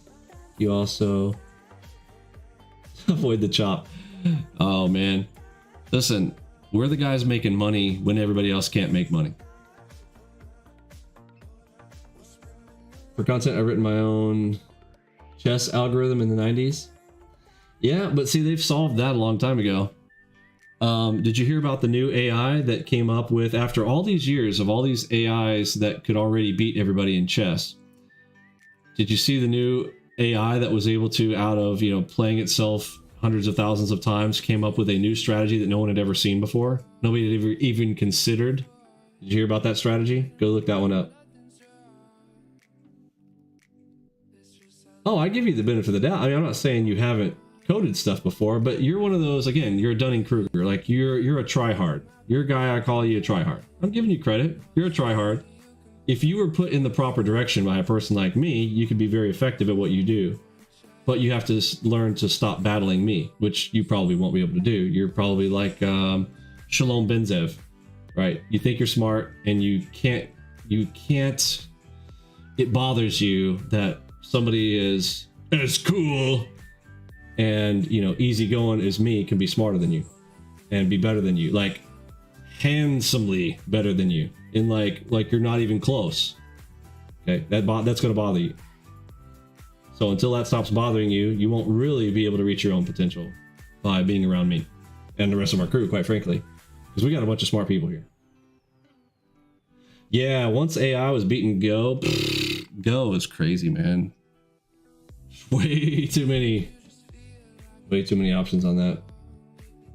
Yeah, for chess, there's a new, it came up with its own, you know, like there's like, you know, the Knights Open and the Brooklyn and, you know, all the different, you know, strategies in general. A chess master can be like, oh, he's playing the, you know, the Soup de Soleil, you know, strategy, or he's playing, well, the AI came up with a new one. It was very interesting. They showed the layout and it looked like, so down on the right hand side of the board, there were, I couldn't tell which pieces. I think they were pawns, but there was a combination of spacings, like two spaces a piece, and with 3 rows behind it. And I don't know if it was a path for the queen or the king, or I don't know what it was, but it was like, it's very interesting. And the AI came up with it.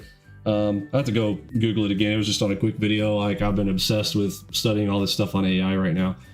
And but that was just, you know, one in a bunch. I don't just focus in on the details of something like that. I keep carrying on because I'm a big picture guy, like pull it all together type of thing. And right now I'm on a mission to save those of us who are not going to be into the bullshit in the end, where they're going to tell us to insert stuff into our bodies again.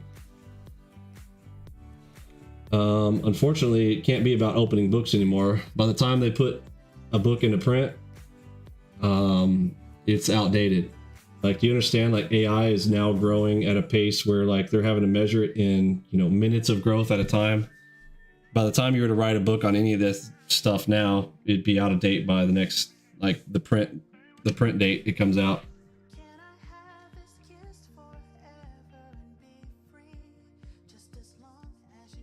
But online materials and shared electronic journals, yeah.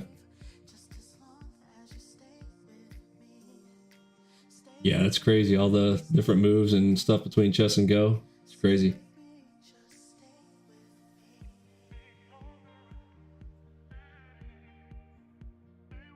Let's see. Did I miss any other questions? Pure future trading tend so there's a couple of zones that we avoid. So 5 minutes around news releases. So planned news releases. In general, we got a kind of a, you know, generalized rule of 2 minutes before the news, 3 minutes after, to kind of sit on hands. Although again, Enigma has now begun to just break that whole thing, because the way that order flow internally works with it. Yeah, I mean, I don't want to give away the pie on how we do stuff, but we are projecting with our system. We'll just put it that way. We can anticipate the projections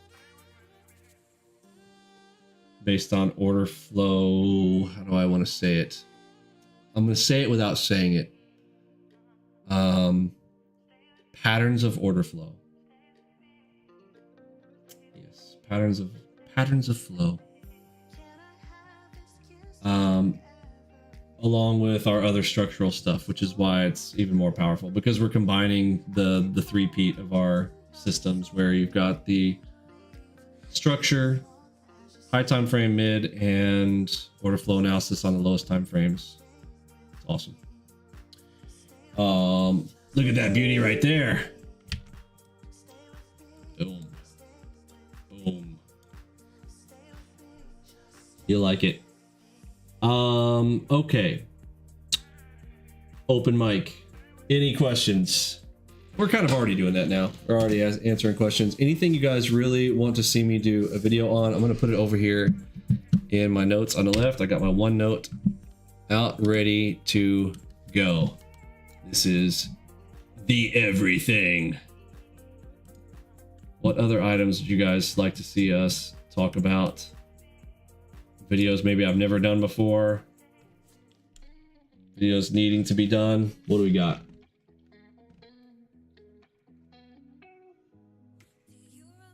Do you think there will be a time in the future where the old version of NT8 will not be allowed to be used? Anything's possible, and yes.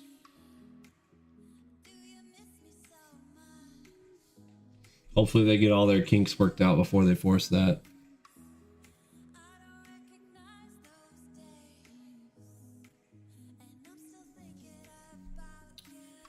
Let's see. Somebody said, if it were possible to pathfind undesirable chess moves or apply a boundary solution to go, they would ignore the immediate points, but count the space go from corners. You might. I don't know what all that means. That's above my pay grade, brother. Does Enigma pull data off the gateways like Arca? So Arca is for stocks, my friend.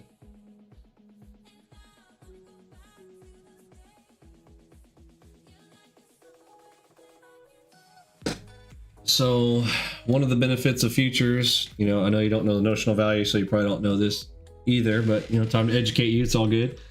The futures markets are on a single exchange, all orders on the same exchange. Whereas in stocks, you still have dark pools and you've got multiple paths where you might not see all of the flow, right? Like that's what you're trying to ask, even though you're not being specific about it.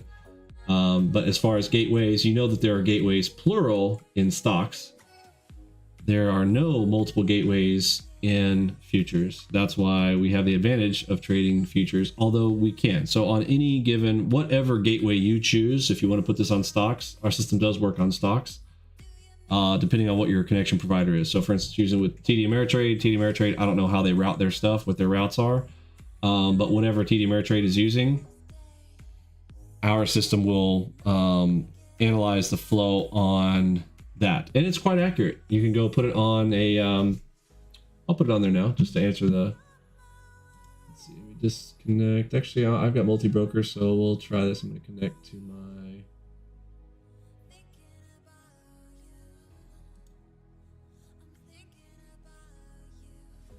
TD Ameritrade connection here. And we'll look at this on a stock real quick just to show you that it works.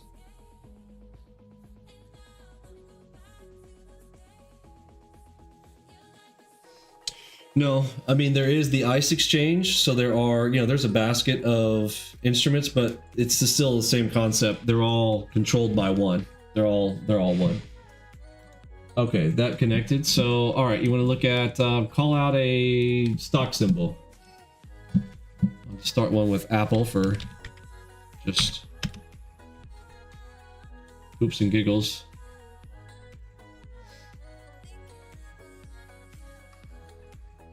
All right, there's just some Apple.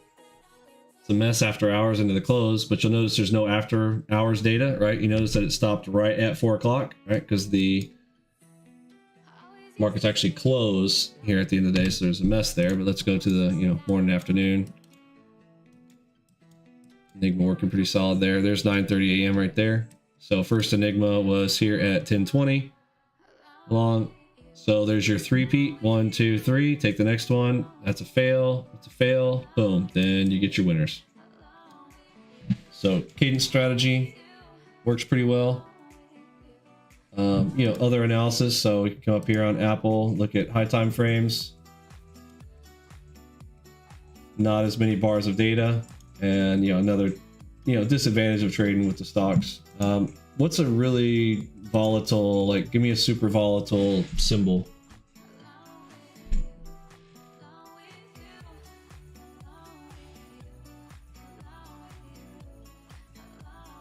Yeah, they used to close down for 1 hour. Now I think it's only closed for like 15 minutes now.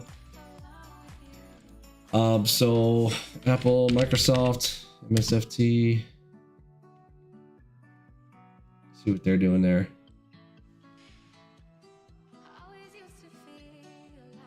FRC, super volatile this week. Okay. So there's your Microsoft. Oh yeah, looking real nice. Beautiful. Let's look at, what'd you say, FRC?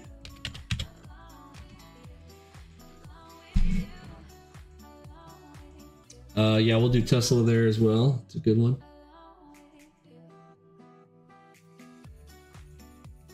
Ooh, lots of flow on FRC.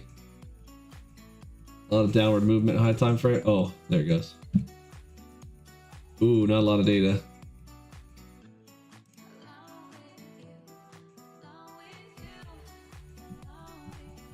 Oh, it's a bank.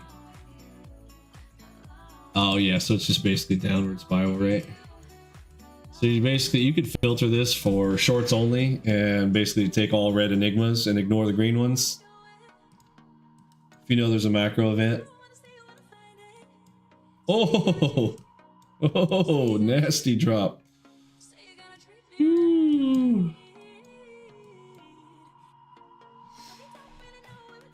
But yes, so does the system work on stocks? Yes. Would it work as well? I don't know what I'd say as well. And you're having to deal with, now you have to deal with position sizing. You know, so the price here, this is $8 stock. Let's go to Tesla. You know, you have to deal with all the position sizing, all that kind of stuff. You know, it works. But yeah, there's advantages in trading futures, E-minis and micros. Plus in the United States, you're getting the tax benefits intraday that you don't have. Ooh, look at that double enigma to the long, very nice. Red to the drop. Still caught. Yeah, Tesla's it looks like Tesla out of all those that we've been done so far has the most movement. This is the one that's got the most amount of bars.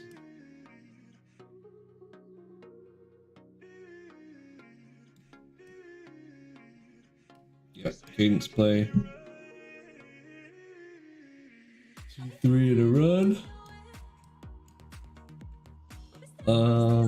One fail, 2 wins. So 1, 2, 3, 4. You got to count that one out, and then boom, you go with that one. Again, cadence strategy, working like a champ. You guys see that, right? 1, 2, 3. Okay, 3 didn't work. Technically 4. So you lose 1. Because if you got caught in this one, you'd be like, okay, so that's 3. Cool, I'm gonna go short. Oh shoot, then this one comes up, boom. So a little small little loss, close out. You add that. So now this one, this cadence, you have 4 losers, boom. Now you go to this position. If you lost on this position with a 3 or 4 contract, how big do you get on this one?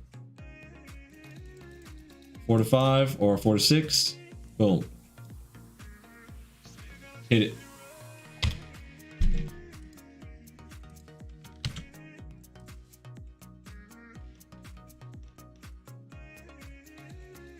Bitcoin stuff. If you have an exchange connected through NinjaTrader, NinjaTrader does support some cryptocurrency. I forget which one. Anybody know which one they support? What I think it was BitMEX at one point. I could be wrong. BitConnect maybe. But NinjaTrader does have some connection to crypto, and our system does work on that as well. Okay, other questions?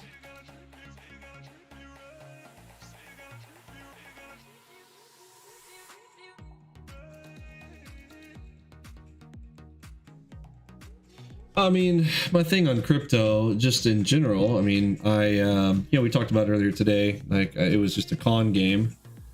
Could you make money in it? Sure. Did I make money in it? Yes. I took a $50,000 investment and I made $450,000 on 50K. On a run, right? But that was on a run. That wasn't me trying to intraday trade it. It was just, you know, it's pure speculation on going, okay, yeah, this thing's gonna go. And I even got into the miners thing, bro. I'm like, if you could just, I mean, it was printing money out of thin air. It's like, it's the biggest con game on earth. But I'm like, if there's a bunch of fucking morons that are gonna keep pouring their money into it, right? Like, okay, I mean, I'll take your money. Like, this is a wealth transfer mechanism from the wicked to the righteous, bro.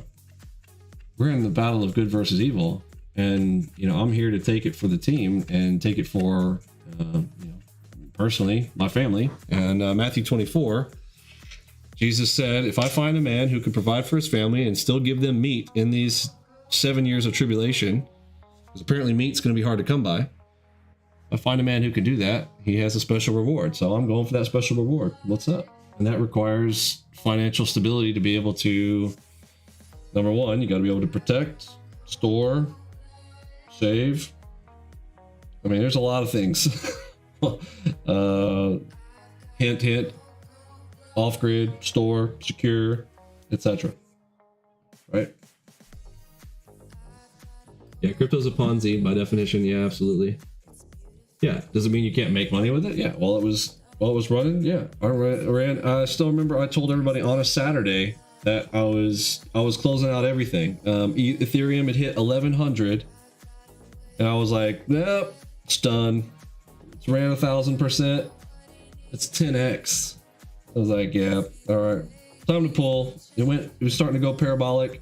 Yeah, it went a little bit higher. It went up to 1,400 before a massive drop.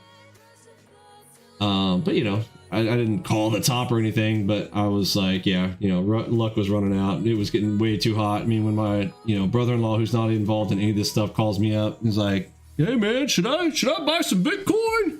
What's this Ethereum thing? All right, bro. Now when your grandma's calling you up trying to get into it, bro, it's time to go.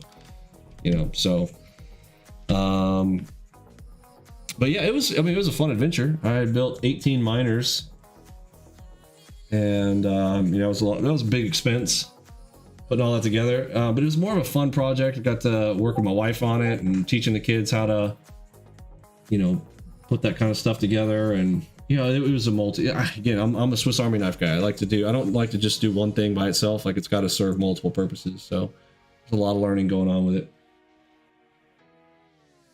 So the mining rigs, no, I took them all apart. I had big intentions to sell it all, but bro, you're probably gonna like stab me for this, but bro, I literally threw it all away. Like, it's like $25,000 worth of equipment. I finally just chunked it.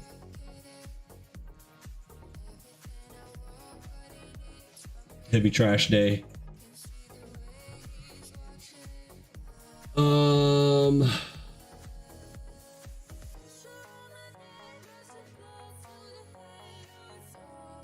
So at that time, like 1080s were the highest, right? Y'all remember when 1080s, you know, were awesome? You know, so I had bought 1080 Ti's. So I took a couple of the 1080 Ti's and put those in my PC. But now, I mean, look at us. We're up at like 4090s. You know, and I had all that stuff. I'm sitting there, I'm like, I never went and took the time to sell it. Didn't want to package it, deal with it with eBay and all that kind of whatnot.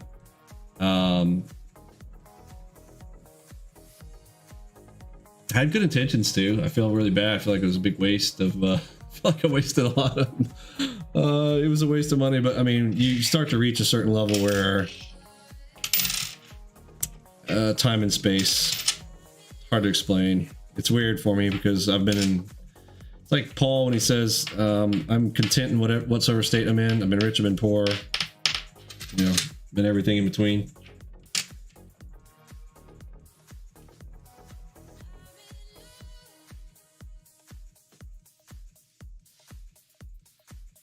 No, I didn't do any of the ASIC stuff. No, I was all building out all Ethereum miner rigs, all the video card stuff. I didn't do any of the ASIC miners, stuff like that. The 4090s are melting power connectors. Yeah, they pull a lot of power, like, right? I don't know how much power it is.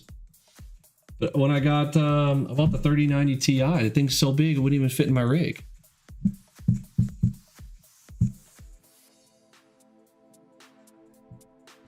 Yeah, it's crazy.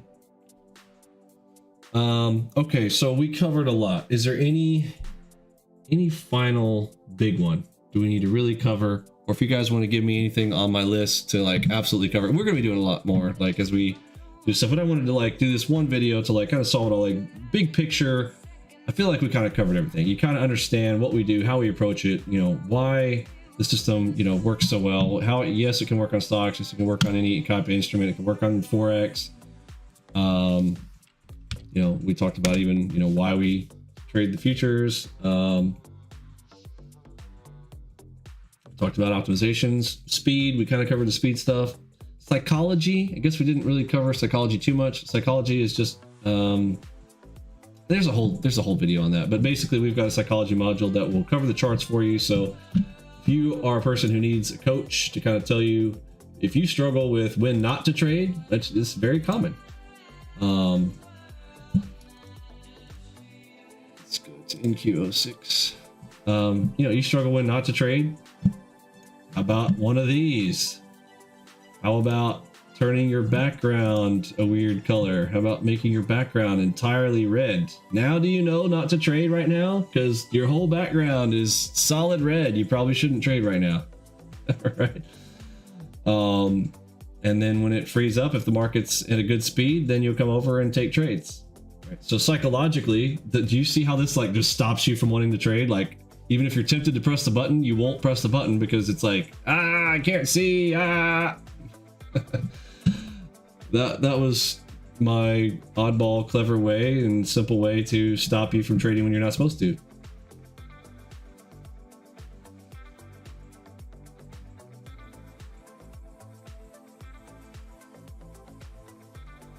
Yeah, but see, that's that whole PE thing, and irrationally based. And that's what I mean by that. Markets can't. It's not mathematical enough. You can't just go off of PE ratios. You can't go off of stuff, because there's a lot of parts that are irrational, and there's a lot of fear and greed. Greed, baby, gets to it. I mean, why? The whole reason that the cryptocurrencies ran to begin with, it was all greed, man. Just solid greed. And everybody trying to get a piece of that pie, and it's fine. Greed is good. Greed drives a lot of things. Greed, builds the capitalistic system that we have and drives people to, if you are driven to self-serve, you're also serving others, because if serving others helps to serve yourself, that's why it works. It's great until evil people start to try to take it all over, which is what we're happening now. All right. Did you guys like that? Any other final item to cover? We covered psychology. We covered the BPM. We covered a lot. I'm sure there was some majors that didn't cover. I didn't really get to the workspace stuff, but yeah, that's stuff in other videos. But this is a good kickoff, a good launch point for us to come back now and individually. We're going to go through video trainings. Going to try to consolidate this all into, I don't know, somehow figure out a way to divide this up into 40 videos, 40 video training scenario, very specific to what we do, not necessarily live stream. In fact, not live streams, because I tend to, I'll answer questions from the crowd. We'll babble in between pauses, etc. But we'll do compact video trainings, hardcore, solid information through and through. Won't be this style, but I needed this to kind of get things started, kind of get stuff off my chest, kind of get warmed up, think about stuff that we need to cover. Force myself to. Oh, edit your YouTube. Thank you for that reminder. Okay, let's end with this one. Okay, how to edit in YouTube. Very easy. Let's pull this up here. It's official. Go to my videos here. To use these, you can also use these for targets. Click edit. All right, let me show you guys how easy this is to do. Okay, so I'm here on my AlgoBox official. Let's say this is your YouTube you got going there, and I want to go and edit this Alpha Omega training video. I'm going to go into it, click on it right here. There it is, big edit video button. Oh, how about that? How about that right there? I can edit that there video right there. Click on that edit video. Takes you right into, like, most people see all this, but there is actually an editor right here on the left. Right there. Okay. Click on that editor. Right there. Now, look at this. You got a little timeline slider and whatnot. Don't be scared. Listen, you're probably like me. First time I open up one of these things, I'm like, dude, I do not want to do video editing. I am not into the whole dealing with all the layers. But this is very easy. Look, if I'm telling you it's easy, it's easy. Okay. So you can zoom in and zoom out on this. So you know how stuff goes. Zoom in, zoom out right there. Very simple stuff. Okay. But let's say you want to trim things out. You literally just click up here on trim and cut. This is the only thing you need to use out of this whole thing. Okay, trim and cut. We're gonna trim it. Okay, plus new cut. Now starts out this gigantic thing. You can literally just grab this little section. You can cut out anything. Now right now this is the whole thing. Didn't want to do that. I want to click right here and do a new cut. Whoops, sorry. Need to escape. Press play, and I'm gonna press pause. And so I do a new cut. Okay, so now this little section right here, I can click right here and press OK. Boom. Now it's going to cut out that section.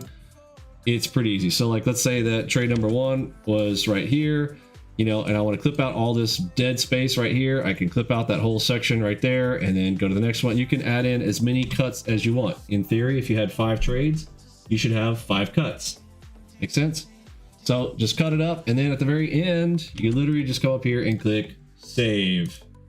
Easy peasy, right? You guys get it? Now again, you guys can go watch a YouTube video on how to do it. But it's very simple. You just simply do it like that. Delete the cut. I just want to escape out all this. I'm gonna jack it all up here. I don't want to save. Discard changes. So there you go. That's it. That's your video editor built into YouTube. So yes, record. Just upload the whole thing to YouTube. Just boom, get it up there. All right. When it's done uploading, click the edit button, clip it out, share the link. You're good to go. Easy, right?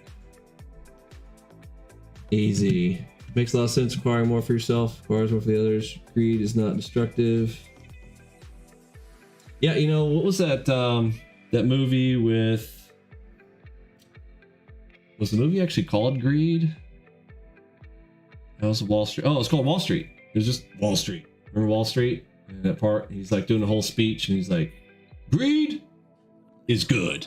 And he like just goes through this whole thing on, you know, how greed is good and why it's good and how it drives things and whatnot. And yeah, got a point. Easy enough, right? Awesome. Gordon Gecko, that's right. That was his name. Alrighty then. For me, Pippi, Robbie, Lunchbot, Mod Squad, Curtis, G, and the rest of the gang, I am sitting out the big H-Town. See ya.